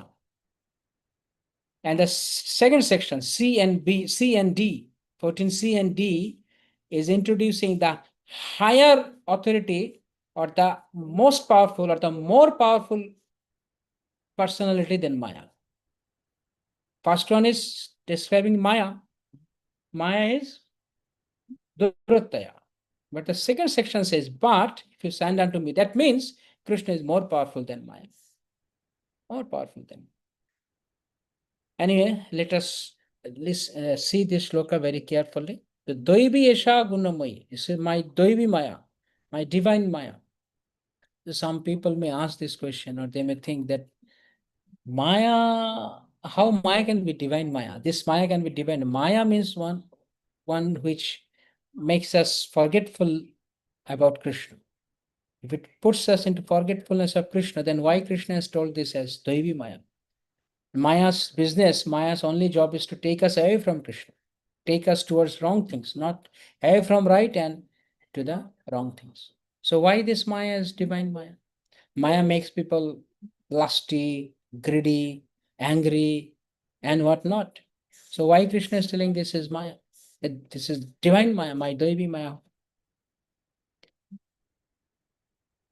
So we have to understand here that this absurdity of Maya is not caused by Krishna. Or it's not by, or better we can say, it is not caused by Maya. The absurdity and the perversity of this Maya Shakti are not caused by Maya. Not caused by Maya. It is facilitated by Maya. Caused and facilitated, there's a huge difference. Who is the cause? If you remember in the chapter 3, we discussed who is responsible for Jiva's sufferings. Jiva himself. Himself. The Jiva himself. Because he was the initiating cause. And the Jara Prakriti is facilitating cause. He is a facilitator. But the Jiva is the initiator. And what is Krishna's role? Tathastu, permitter. So Jiva is initiator, Maya is facilitator, and Krishna is permitter. So that was principle, but here is more deeper discussion is here. So Krishna is saying, this is my divine energy. So Maya is not causing the problem to you. Maya is not causing problem. You want problem. Therefore, Maya is facilitating the problem. Why? Because you want to forget me. You don't want to take my shelter. Not taking my shelter will eventually make you under the purview of, under the jurisdiction of Maya. It's not that Maya wants you to take under her jurisdiction. It is your choice that you want to remain under Maya. Therefore, Maya can say, okay, come here and then I'll take care of you. If somebody says, no, I don't want to remain under your shelter, I want to come under Krishna's willing shelter. Okay. Then Maya will just test. How? Someone says, some boy says, I want to pass this exam and I want to be promoted to the next class. So what will the teachers do? Okay, please come and I'll make you sit in the next classroom. From today onwards, you are in that class. Will they do like that? Did this happen to any of us in our school life? I wanted to go to class 9 from class 8. They just took me to class 9 and made me sit. I had to pass class tests exam, 8th exam. When I wanted to promote it to 9, then there was an exam put forth before me. So Maya is providing those exams to us. You sit for the exam, you pass, you go and take shelter of Krishna. No problem. You are saying that you want to take shelter or you want to go out of my jurisdiction. No, it's not so easy. You have to pass, then you have to go. So this, I want to remain in Maya's shelter, under Maya's shelter is my choice. So choice is taken by us. Therefore, Maya is facilitated. So people, many of the times people speak about their free choice, my liberty, free choice. I have independence. I have independence. 77 years before we got independence, so I'm independent. What kind of independence? If you want to misuse your free choice, then you can misuse. Nobody can stop you. But you will misuse your free choice. At the same time, you want a good result? No. That is not possible. You are misusing your free will, then you will get, for example, in a state, if I want to choose, I want to abide by the rules of the government. Do the police department has any power to catch me? No, because I'm following the state rules. But if I opt to break the rules of the country, then I'll be automatically under the grip of the police. Right? So opting out of Krishna's jurisdiction is my fatal, I'm waiting for a fatal destination. Because why I'm going out of Krishna's jurisdiction? I'll be automatically under Maya's jurisdiction then. So therefore, this is, Maya is not bad. Therefore, here Krishna, when he says that this is my divine energy, it is very logical. It's very logical because ultimately, what does Maya do? People actions are not caused by Maya. They are facilitated by Maya. But what does Maya finally do? Maya actually pushes us towards Krishna. Push, go to Krishna. That is her job. Therefore, it is divine energy. Anything which is taking us towards Krishna is divine. Whether it is chastisement, punishment, or some reward, it is all divine. If it is taking us towards Krishna. For example, the parents at home, when they are somehow or other, their child is getting very, naughty and not hearing to the parents, and parents want to give them some good lesson, then what do they do? Keep on private tutor and give the cane to him and say that you beat this boy. I have no problem. You beat him. I just want to see at the end of the day, he should be obedient to me. So the private tutor beats the boy so that he can come back to his senses that he must listen to his parents. That is his job. Therefore, this private tutor, no matter how much I think him as the very cruel, he's not cruel. He's just simply following the order of the parents. The father said that you beat this boy so that he listens to me. So the private tutor does that. So Maya's business is to beat us so that we hear to Krishna. Therefore, this Maya is divine Maya. It is taking us towards Krishna. Now you can say, okay, Maya is giving, Mataji, I'm coming back to you. So we can say that, okay, Maya makes us greedy, angry, this, that. But as I said, that it is not Maya's business to make you angry. It is not Maya's business to make you greedy or lusty or anything. It is, I want. Therefore, Maya has those options. I'm prone to go for the wrong option. Therefore, Maya provides the wrong options. Like you just remember your first unit exam. And there are some multiple choice tests, right? Some questions were there. And I'm pretty sure some of you might have opted the wrong options.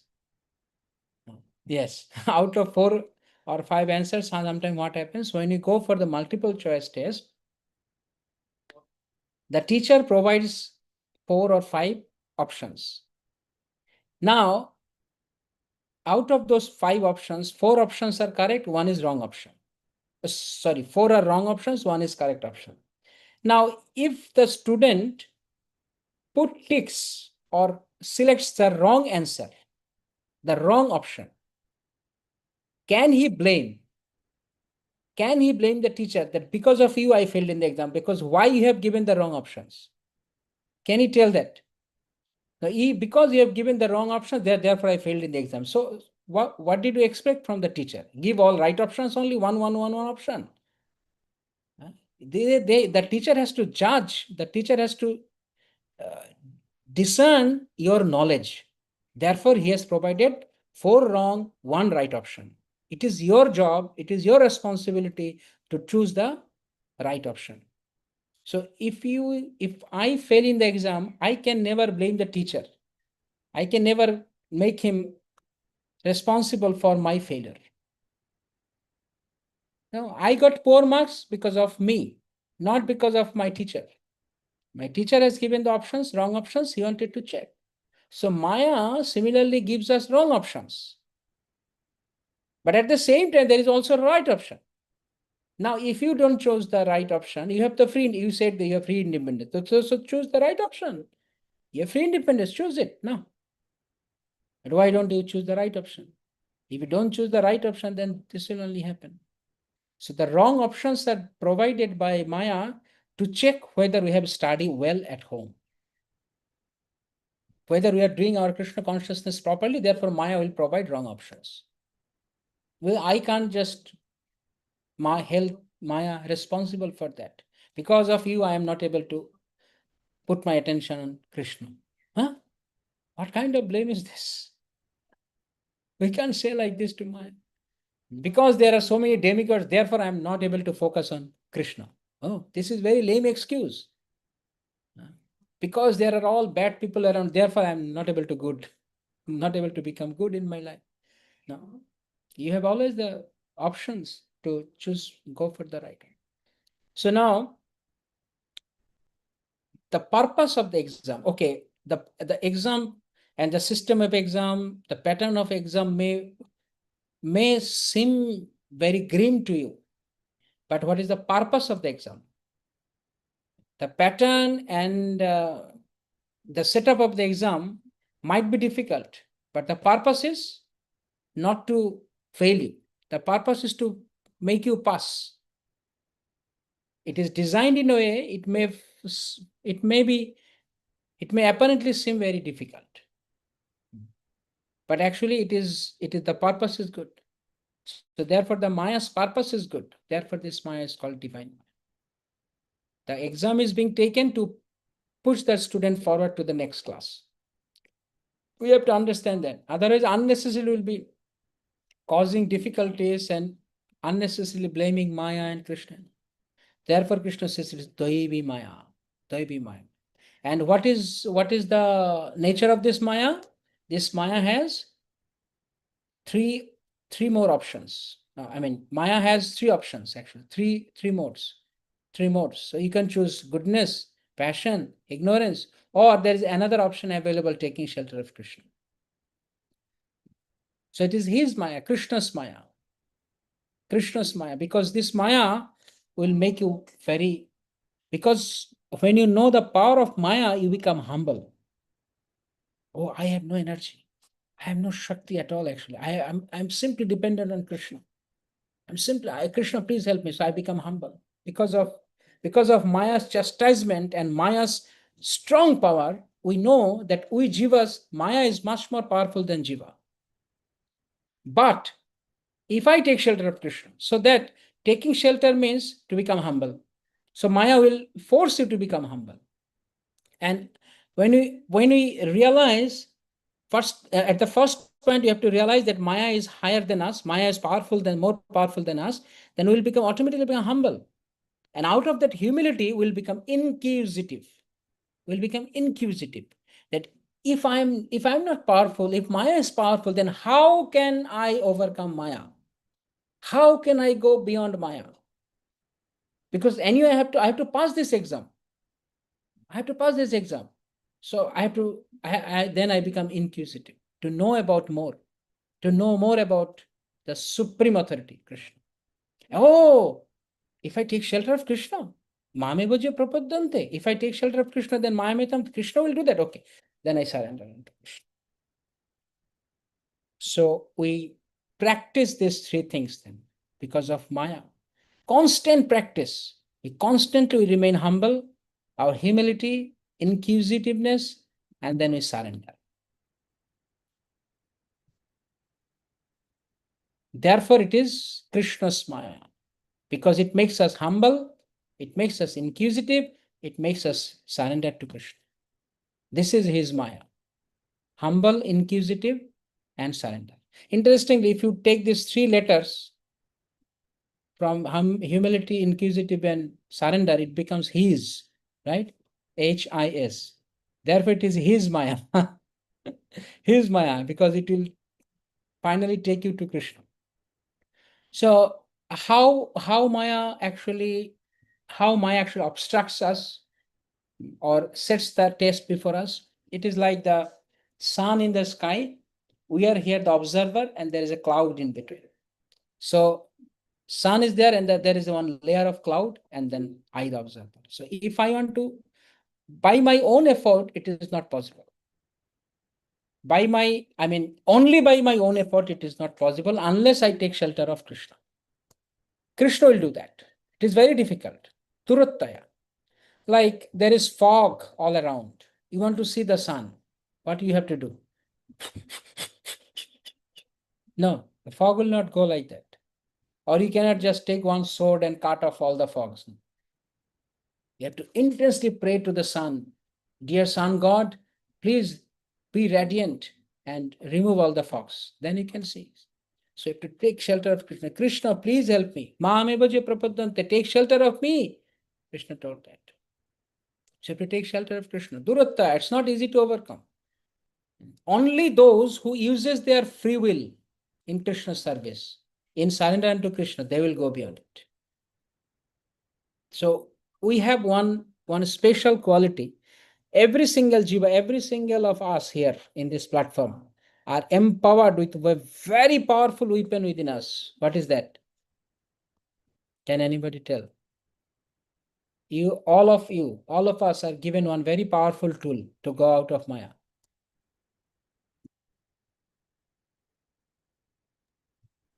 Free will. Free will. But that free will has to be very strongly determined towards Krishna. Our free will, if we engage it in Krishna's service with a strong determination, then only you can go beyond. One time a devotee asked Prabhupada, why I am trying my best to serve Krishna, but why every time Maya is coming in between and disturbing me? Why Maya is so powerful? Prabhupada said that because your determination is not so strong. Therefore, Maya seemingly so strong to you. Maya is strong, but your determination is not that much strong. Therefore, Maya is strong to you. So have a strong determination. I am determined that I am not going to, all these temptations of Maya cannot trouble me anymore, because I'm catching Krishna's lotus feet very strongly. I'm tightly catching hold of Krishna's feet. Then there's one quote of Srila Prabhupada in the 365 days calendar. If you catch hold of Krishna's lotus feet, you'll never fall down. Just very tightly catch hold of Krishna's feet. So I'm not going to leave Krishna's lotus feet. So then Krishna is going to protect me. So we have to have that strong desire, strong determination to take shelter of Krishna. Otherwise, it is not possible. Okay, please read. Hare Krishna. Another meaning of guna is raw. It is to be understood that the conditioned soul is tightly tied by the ropes of illusion. A man bound by the hands and feet cannot free himself. He must be held by a person who is unbound. Because the bound cannot be held by bound, the rescuer must be liberated. Therefore, only Lord Krishna or his bona fide representative, the spiritual master, can release the conditioned soul. Without such superior help, one cannot be freed from the bondage of material nature. So only Krishna. Krishna is the only hope. We are tied up. We are tied up by this rope, three modes of the nature. But Krishna said that you take shelter of me. How this thing happened? How surrender unto Krishna helps us? Like if you want to, for example, you are visiting to your friend's house, and your friend's house is guarded by a German Shepherd, and you are that unknown person there. As soon as you as soon as you go close to the gate, and the dog is barking because unknown face. Like many people's house, I used to see in my childhood, in their gate, they'll with big bold letter they will write, "Beware of dogs." Means no trespassing. Beware of dogs. Dogs are there. So if I want to go to meet my friend and the dog who is guarding the house, and then I see one gate is guarded by the dog, and I go to the next gate. Some other gate is there in that house, and as soon as I go there, the same dog is also going there and barking there. Like that, there are 3, 4 gates, and I miss all the gates because wherever I go, there is a dog barking, dangerous. So if you wait there, or if you try to chase the dog away, these are all trained dog, pakka trained dog. Can you enter into the house just by chasing? No, the dog will not never go from there. There's only one way remaining. You have to call out. You have to call out, "Oh, my dear friend, oh, my dear friend, I'm waiting outside." Then your friend comes. Then he'll call, "Hey, Tommy, don't disturb my friend." Then he'll immediately be tamed because he's already trained to become tamed when the master calls him. Master says, "Hey, shh." Then he'll quiet and you can easily enter into the house, isn't it? That is the easiest and most intelligent process. Instead of fighting the dog, let me defeat that dog and I'll go enter into the house. No, that's not possible. The dog will the dog will eat you, consume you in a minute. Finished. Instead of that, you just call out, "Hey, my friend, your dog is disturbing me. Can you please help?" "Oh, okay, 1 minute. Hey, doggy, don't disturb my friend." You go very easily, you can enter into the. So therefore, Krishna is the only person who can release the conditions because we are all chained. We are all chained by Maya. So Krishna orders and we get released. Similarly, when you try to go to some, many times we experience that, no? Some like some government, very high government official, or some very powerful person. We want to meet him in his office. And that office area is restricted area. How do you go inside? Restricted entry. It is written there. And you say that he is a very good friend of mine. Okay, that's another thing. But no, what is your identity? So very difficult to go inside. But you have to meet him.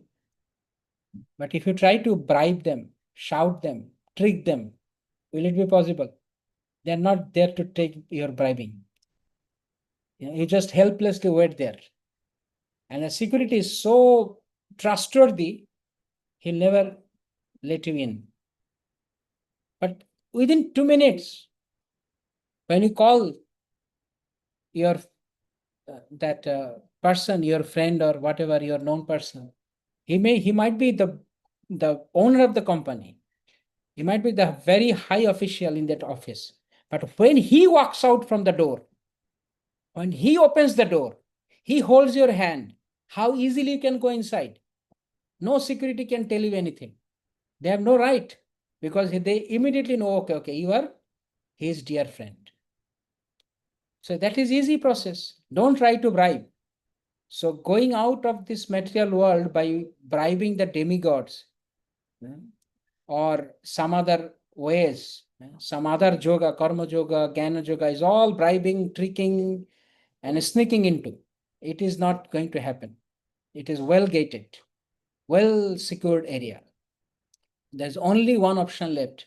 Mameva je prapaddante mayametam tarang. Only I can deliver you from this situation. So in front of the security guard's nose, you can go. Please read.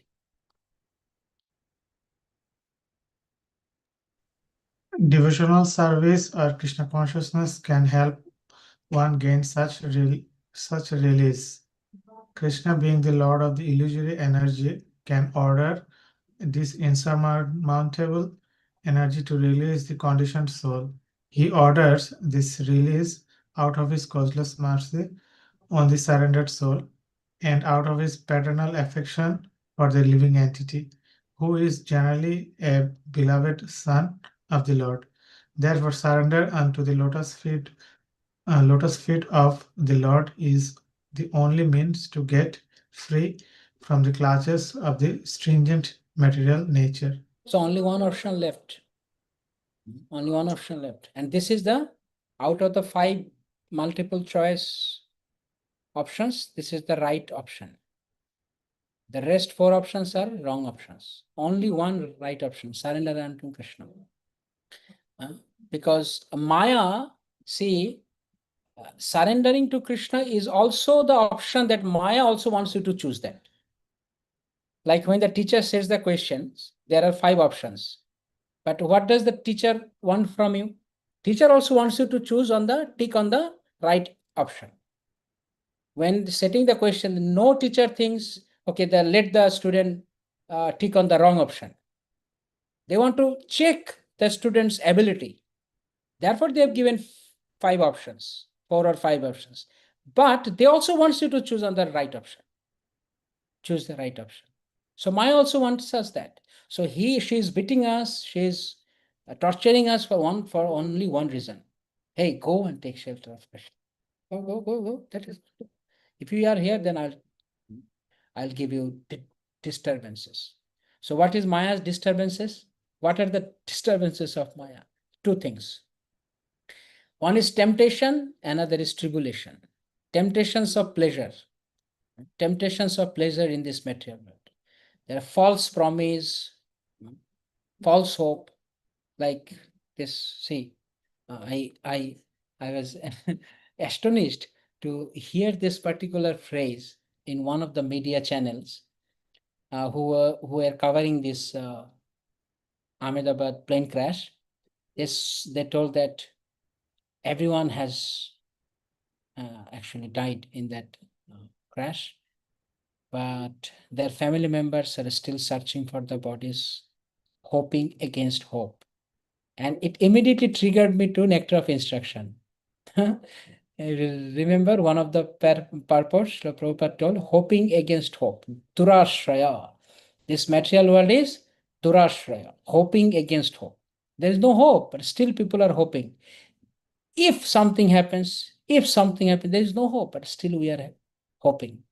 So we are behind the false hopes. Material world is giving us false hope. False promise, false hopes. If I can work 3 more hours more, I can earn more money, I can become more happy. As if only money will bring happiness into my life. Only work will bring happiness into my life. Like couple of days before, I think he got one lecture of Srila Prabhupada, where Prabhupada told that in India, people are working. Whole day they are hard working, but still they're demanding work. Hurry, I'm already working. Work. Should I work hard? Yes, harder, work harder. They're working for 10 hours. No, you should work for 12 hours. Somebody says, I already work for 12 hours. You should work for 14 hours. Why only 14 hours? Why only 14 hours? You should work for 18 hours. And the situation is so pathetic that some of these people, they think that if I work for 18 hours, then I can boast to my friends, see, I work for 18 hours. I'm a big donkey. You are a small donkey. You work for 6 hours. I work for 16 hours. They think it is a sign of pride. Such fools and stupid idiots are there. Working more, and they think that, okay, I have not only one job, I have 4 jobs. I've divided my day into 4 different sections and I do 4 jobs. So this is all false promises that the more you work, the more hours you work. No. This human form of life, yesterday we were reading from Prahlad Maharaj's teachings, and Prabhupada was giving that the major portion of the life should be invested for developing Krishna consciousness, and a little bit just to maintain the body. We are doing just the ulta, opposite. We are giving major portion of our life for working behind this false hope, behind these false promises of these false pleasures, and we are giving little, very little time in Krishna consciousness. But at the same time, we want that we should be delivered from the material world. Pah! Mama Bari Abdar Naki. Whatever you want, you will get it. How can you get like that? You are spending a little hours for Krishna. How can you expect that Krishna will be doing things for you? So these temptations of this material world, of getting false hopes and promises of pleasure, promise and pleasures, and the tribulations of threats of pain. Whether I will become, whether I'm going to get more pain. There is a threat or fear, there is a temptation or hopes. These are Maya's tricks, Maya's wrong options. And we if we go be after that, then finished. But if we take shelter of Krishna, by Krishna's mercy, by Krishna's benediction, we can be free from this. We have no other escape except Krishna. Nobody, not even a single person. We are more or less bound by this. All of us are tied up by this, by these three ropes of the material nature. Shatta, Raja, and Tama. Therefore, only one hope, Mameva Je Prapattante. Take surrender, take shelter. Surrender unto me. Surrender unto the lotus feet of Krishna. Again in the 18th chapter, Krishna will tell them. Mamekam sharanam. Sarvadharman parityaja. Mamekam sharanam. You take exclusive surrender unto me, and I'll take care of your spiritual life. I'll take care of your deliverance. So how to surrender? How to surrender? What is surrender? Surrender has 6 limbs as described by Srila Bhaktivinoda Thakur. Right? You know that Anukulasya Sankalpa, Pratikulasya Parjanam, then Goptritya Varanam, then Danya, Avashya Rakhibe Krishna Vishwasya Palan. These are the limbs of surrender. So the first one is Anukulasya Sankalpa, Pratikulasya Parjanam. These two are the first two. That means as soon as we hear the word surrender, as soon as we hear the surrender, what takes into our head? Oh, surrender. Okay. Prabhu, I surrender. I surrender. I surrender. I surrender. Means I don't do anything. This is not surrender. Surrender is not like I don't do anything, I just sit quiet. No. That is not. Surrender means active. Surrender means conscious. Surrender means constant. Constant choice. See that same MCQ example. If you choose the right one, if you select the right option in question number 1, A, B, C, D, E, you ticked on the right option. Because why? You were actively justifying all the 5 options. How do we answer the multiple choice test? We read the question. Then we read one option. Then we read the second option, third, fourth, fifth option. We read all the 5 options carefully, very carefully. So actively, consciously, then we tick. We tick on the right option. So question number 1 is you have passed. You have passed on the question number 1. Now the next question will come up. Question number 2. What do you do? What is the process for the next question? Same process. Same process. Be again active in the question number 2. Be conscious. Think. All the options you judge. And then finally, you consciously choose. You consciously choose the right option. Then you passed on the question number 2. Means question number 2 is gone for you. Next, question number 3. What do we do? Repeat. The same process, repeat. Active, conscious, and constant. Constantly, one by one, we have to do it. So, what does it mean? What this metaphor teaches us? Surrender is not a one-time payment. It's not a one-time payment. Like one time I have surrendered unto Krishna, but done. Not like that. Krishna, I surrender. I surrender. You raise your hand like Draupadi. Okay, for Draupadi, it was surrender. But surrender, not necessarily in every case, will be like the external manifestation of the surrender all the time will not be like Draupadi. Will it be like that? No. What was the surrender for Arjun? The surrender for Arjun was to fight. When Arjun surrendered to Krishna, what did he do? Did he tell Krishna that you fight for me? I go and take rest in my camp. When the yuddha is over, the fighting is over, you call me, I'll come back. Because I have already surrendered unto you, no, Krishna. So now it's your responsibility to win the war. No.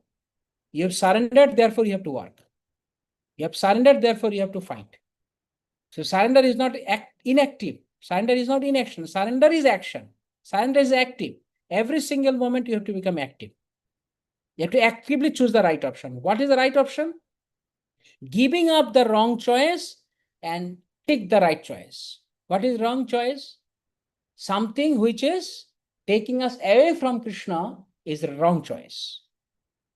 And something which is taking us towards Krishna, making us more remembrance in Krishna, that is the right choice. So give up the wrong choice, accept the right choice. And how many times you have to do it?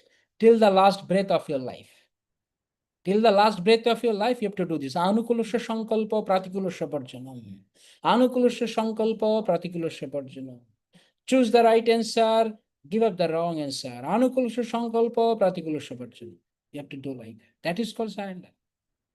So giving up our desires to accept Krishna's will. What is our desires? Our desires are those 4 wrong options. And the 5th option is Krishna's will. You accept this. Means you come in my shelter.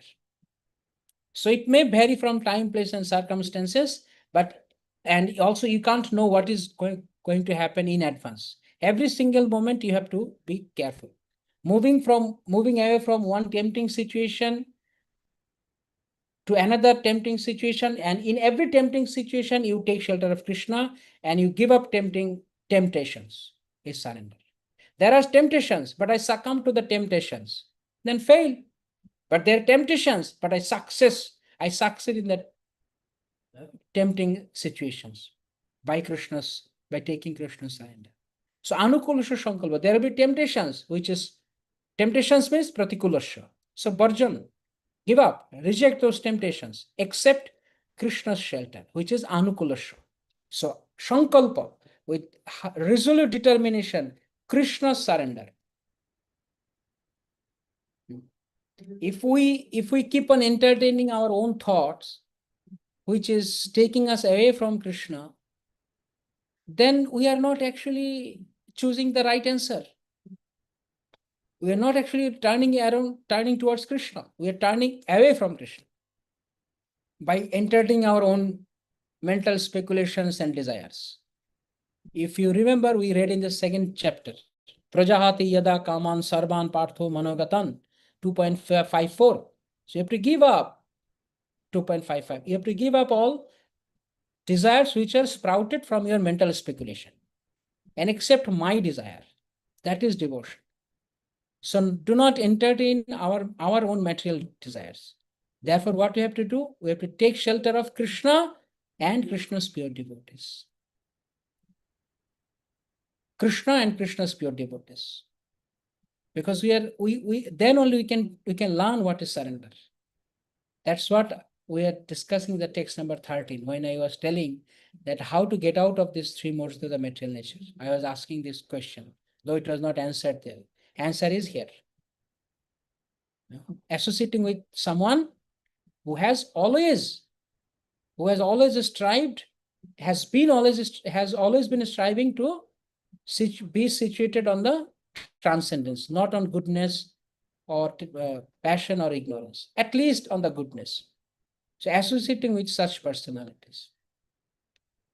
Therefore, Jarabharat, he says, Bina Mahat Padaraja Abhisheka to Raja Rahugan.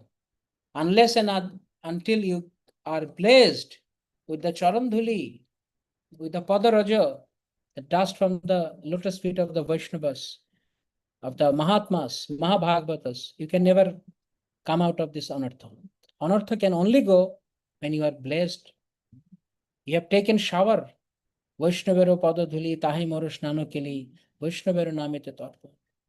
You have to take shower with the charandhuli of the Vaishnavas. Surrender unto them. Charandhuli of the Vaishnavas does not mean you just take charandhuli and then go. No. What they say, you have to consciously, actively, constantly choose that. Do that. So surrender is not inaction. As soon as you say, oh, surrender means I just sit quiet. This surrender, this accepting Krishna's shelter is more actually internal aspect. It has some external engagement, but it is more about internal involvement. Not only external engagement. Within my mind, if I don't give up the pratikulasha and don't accept the anukulasha, then what is the value of my external engagement? So we have to first attack will come to mind. Should I go for this? I am tempted to go to the wrong option. I am being tempted, highly tempted. But still, no, I will only choose the right option, which is Krishna, which is taking shelter of Krishna. I'll focus, I'll fix my mind on Krishna. I'll never let my mind go here and there. So thoughts which is taking me towards Krishna, making me more attached to Krishna. We have seen in our last class, no? Srila Prabhupada told in that lecture, the whole business is to what? Who remember? Who remembers that statement? The whole business is to? Getting attached to Krishna. Yes, the whole business is to developing our attachment to Krishna. Krishna. This is the whole business. So what am I doing? I have to see whether my option is actually going to that direction. Am I becoming attached to Krishna or it is taking me away from Krishna? If it is taking me away from Krishna, this is pratikulasha for me. Even though it might seemingly helpful or favorable for others, but not favorable for me. So it is not my uncle, it is my pratikula. So some people may ask this question now, this question may arise. How do I understand, how do I identify what is anukul, what is pratikul for me? Or what should I do, what I should not do? Srila Bhaktivinoda Thakur Maharaj has given one very beautiful answer on this. Bhakti Binod nahi jane dharma dharma, bhakti anukul hotar sab karma.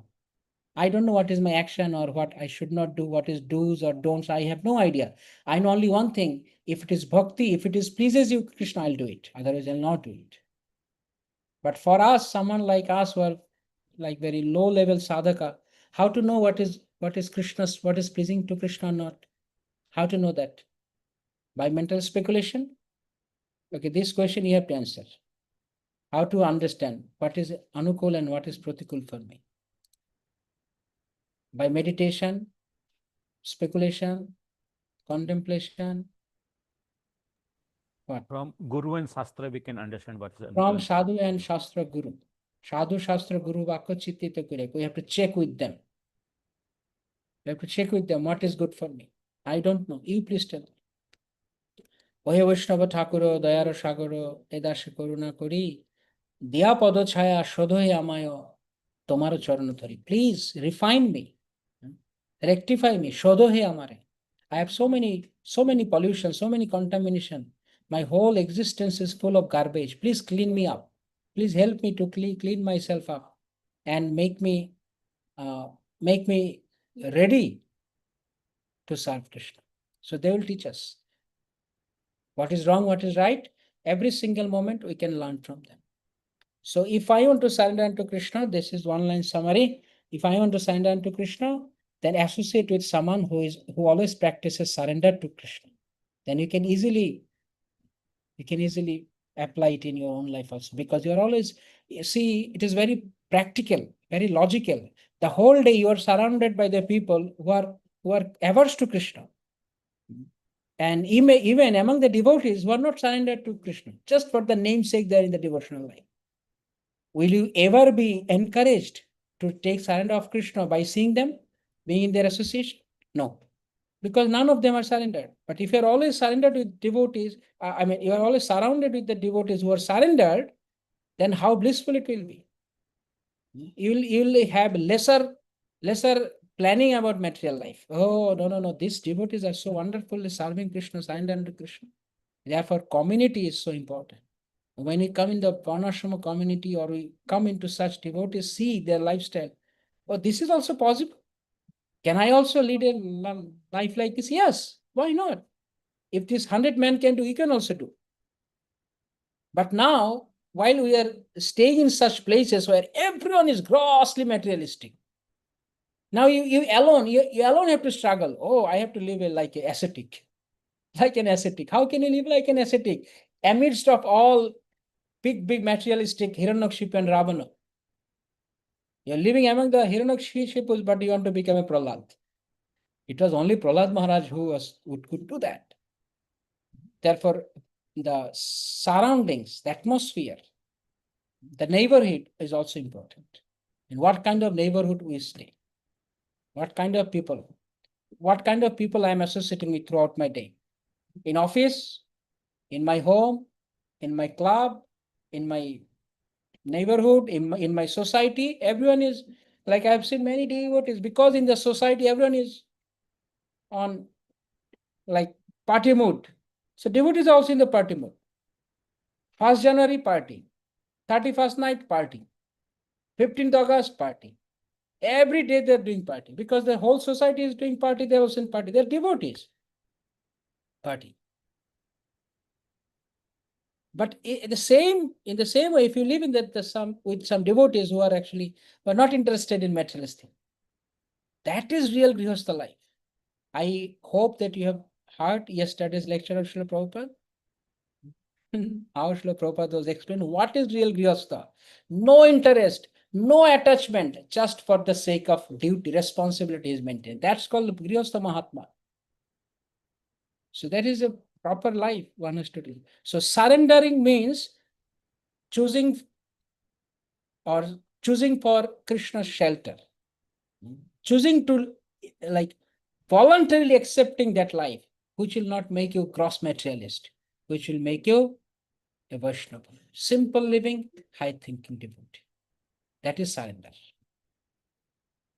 Hare Krishna. We'll stop here, and the next week we'll discuss next week. The question will come up now that if by surrendering unto you, Krishna, one can get delivered from this Daivi Maya, why still some people don't surrender unto you? That will be answered in the next shloka. Okay, any question, comments, or any realizations? Achyuta Sevani Mataji. Hare Krishna, Prabhu. Pranam. So, Prabhu, you mentioned that anything which brings us closer to Krishna is Krishna's divine Maya. So, Prabhu, now, if we have to deal with a situation or a person on regular basis, which makes us helplessly and deeply think about Krishna, that, oh, Krishna, without you, I have nobody else. But that particular situation we have to deal on regular basis. So, Prabhu, what should be our attitude towards that situation or a person? When that person is helplessly taking shelter of Krishna. No, Prabhu, like if we have a situation or a person which makes us think that without Krishna, we have nobody else. Like we are constantly exposed to such situations where we think that, oh, I have this situation. And then we get this deep realization that without Krishna, we have nobody else. But we have this task of dealing with that situation on regular basis. So what should be our attitude towards that thing or towards that individual? Because we have to deal on regular basis. Mataji, I'm not still clear. Okay, let me make this question little simpler. Did you ask that how to deal with the situation where we have to daily basis meet with the people who are not inclined to surrender to Krishna or who are surrendered to Krishna? Prabhu, they are devotees. They are practicing. They are devotees, but they're not willing to accept the favorable and reject the unfavorable. Correct, Prabhu. Yes, yes. How to deal with that? So your desire should be very strong, even though you have to, if possible, then give up that association. If possible, then you have to give up that association. And if not possible at all, due to whatever may be the circumstances, then see, there are two levels of association. Association happens in two levels. One is on the internal level, on the emotional level, and on the external level or physical level. So external level or physical level association is not that much harmful if the internal or the emotional level association is protected. If you seal that area, then there is no worry. But if you keep that emotional level of attachment open, then gradually your bhakti will also be diminished. You'll face so many difficulties in life. So sometime it also happens in all of our life, every one of our life, that we are exposed to such area where those devotees, I mean, quote unquote, are not actually congenial for our spiritual life. But still we have to deal with them. Then we just deal. Oh, Hare Krishna, Prabhu, can you do this? Yes, I can do it for you.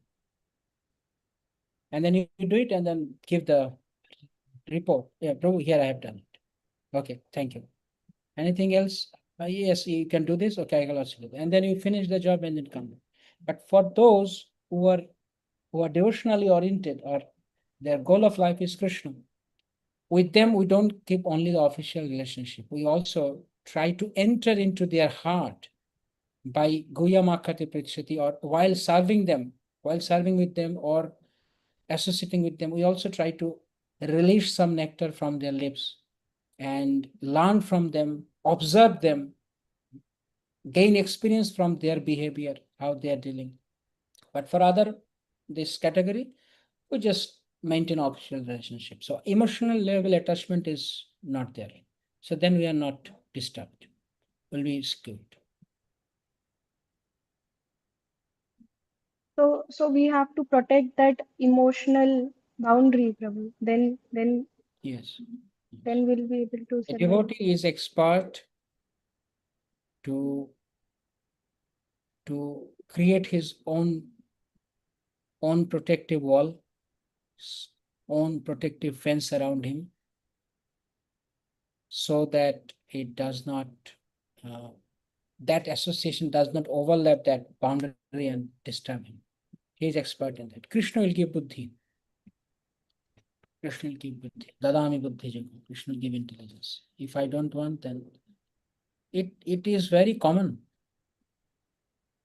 This is very common among the devotee community. I think many of the devotees, they face this, those who are little serious in a spiritual life, but unfortunately the surroundings are not congenial. Then whenever you get time, chant Hare Krishna. If you get some 5 minutes breaks in between, then utilize that break. Chant Krishna's name or read some Srila Prabhupada books, or be in touch with some devotees at that time. 5 or 10 minutes break. Or just don't do anything with them and be in your own place. Do something on your own. And whenever we get the association of good devotees, therefore it is important, Sadhu Sangha, when you get the good devotees association, those who are serious and sincere in spiritual life, then we try to take the full advantage of their association. Because it is like in the cricket match, sometimes they say that you catch miss, match miss. If you miss the catch, you will miss the match. Because the opportunity to get a catch is not so easy. So once it is available, catch it.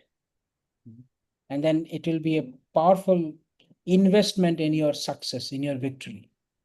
One catch can change the whole destiny of the game. So similarly, one powerful association of pure devotees can change my whole destiny. So as soon as I get the pure devotees association, utilize that. Utilize every single moment. Don't watch that moment. And whenever you are in the association of those so-called devotees, then what to speak of catching that association, as far as you avoid or just maintain official relationship. Thank you, Prabhu. Thank Right. you so much. Hare Krishna. Okay, any other questions? The chat box. No, no question. Okay, no question in the chat box.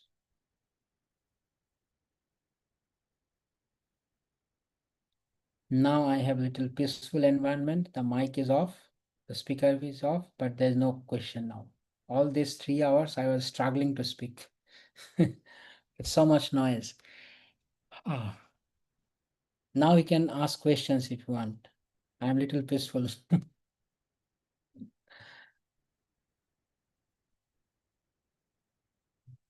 Okay, no question, then we'll stop here. In YouTube, one comment is there. Okay, let me see that.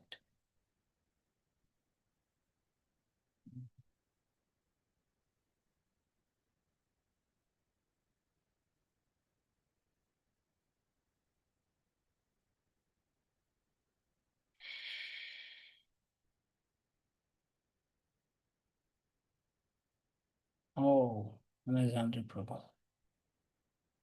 Please accept my beloved senses. Pranam Prabhu. Prabhupada ki jai. Sincerely thank you for this class. Please, if possible, keep sharing class in English. Hare Krishna. Hare Krishna, Alexander Prabhu. I forgot your initiation name. And thank you for coming, Prabhu. Thank you for giving our association. We still remember, the memory is very vivid when you came and joined the IDC class. How to find such surrender devotee association? Krishna will give intelligence. There's one question in YouTube. How to find such surrendered devotee association? First of all, you have to understand, you have to realize what is surrender. I hope that today's discussion will help us to understand a bit what is surrender. Surrender is not laziness. Surrender is not idle sitting. Surrender is always acting for Krishna with the mindset that whether this action of mine, this step of mine, these words of mine, this association of mine, these thoughts of mine are taking me towards Krishna. So devotee is always conscious. Devotees are not unconscious. Devotees, they're not carried away by the flow. They're always conscious what is happening around them. Sometimes I give the example of the person who is driving the car. When driving, your attention should always be focused on your destination. But don't become blind about the surroundings. While driving, you all know that. Those of you drive, you know that when things are happening in both sides of the streets, some advertisement, some announcement, this, that, you know what is happening there. You are aware of that. But you don't stuck your attention there. You are always focused in the front. So similarly, a devotee should be well aware about whom to associate with, whom not to associate with. What kind of association will actually make a great halt, a big jolt and a big halt in my spiritual life. We have to skip, bypass, overtake, whatever is needed, do it to go around that association.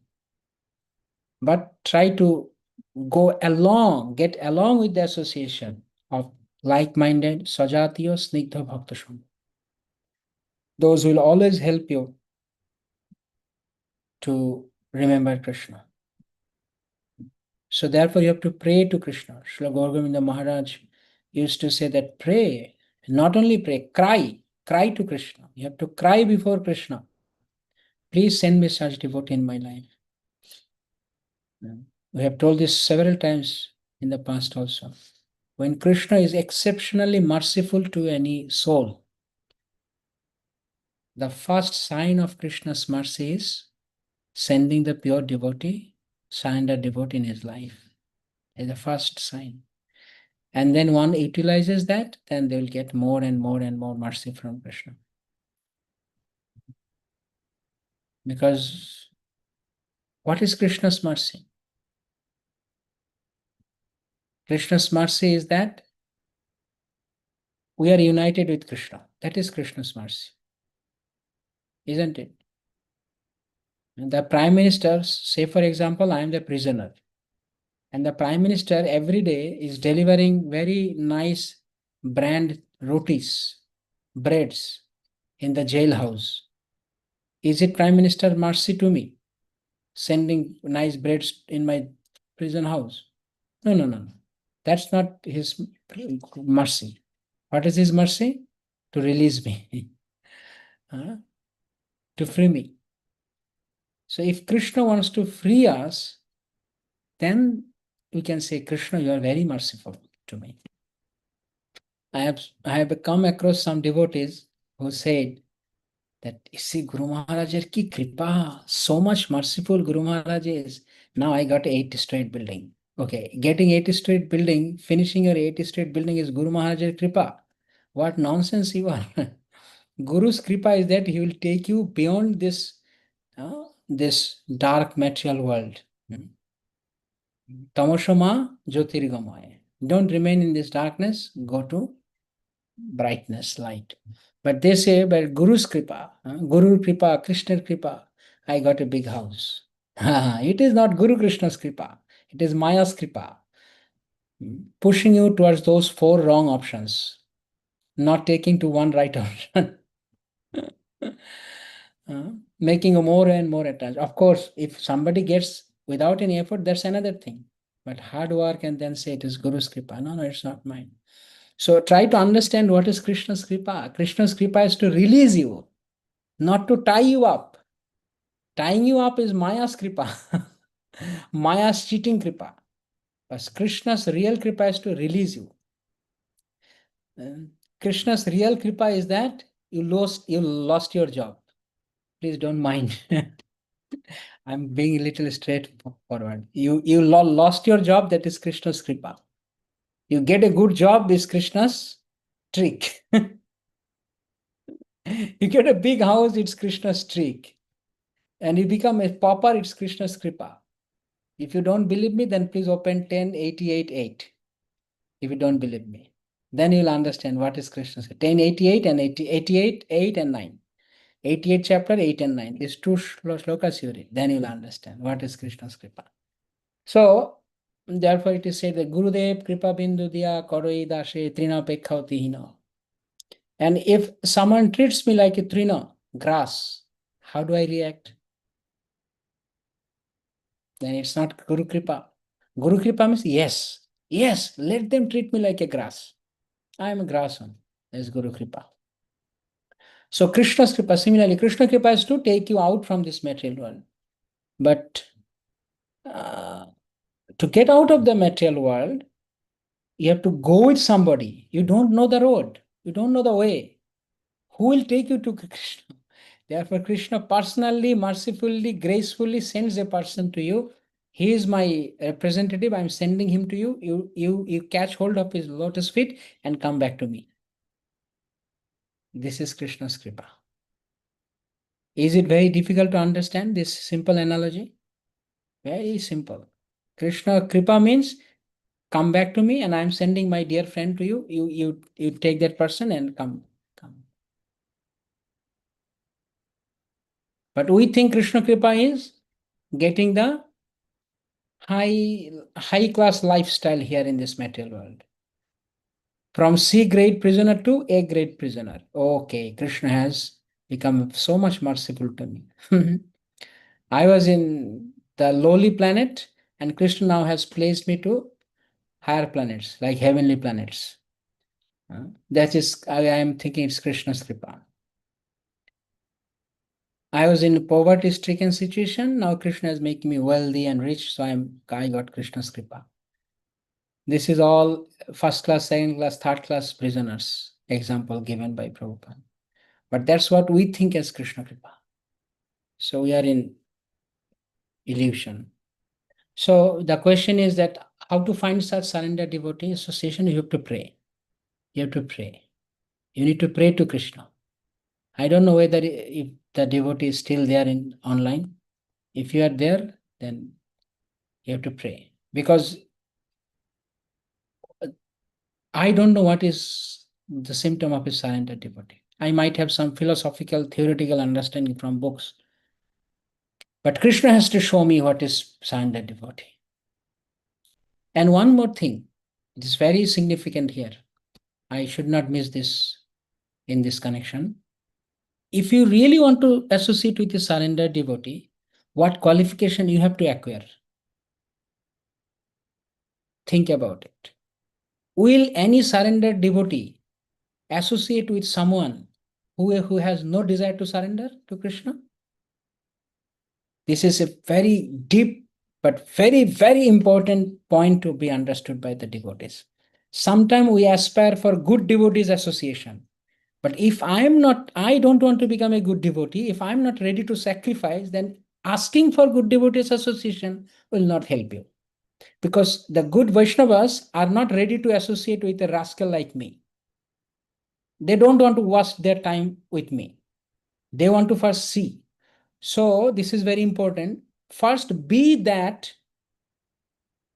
kind of devotee, what kind of devotee you want to associate with.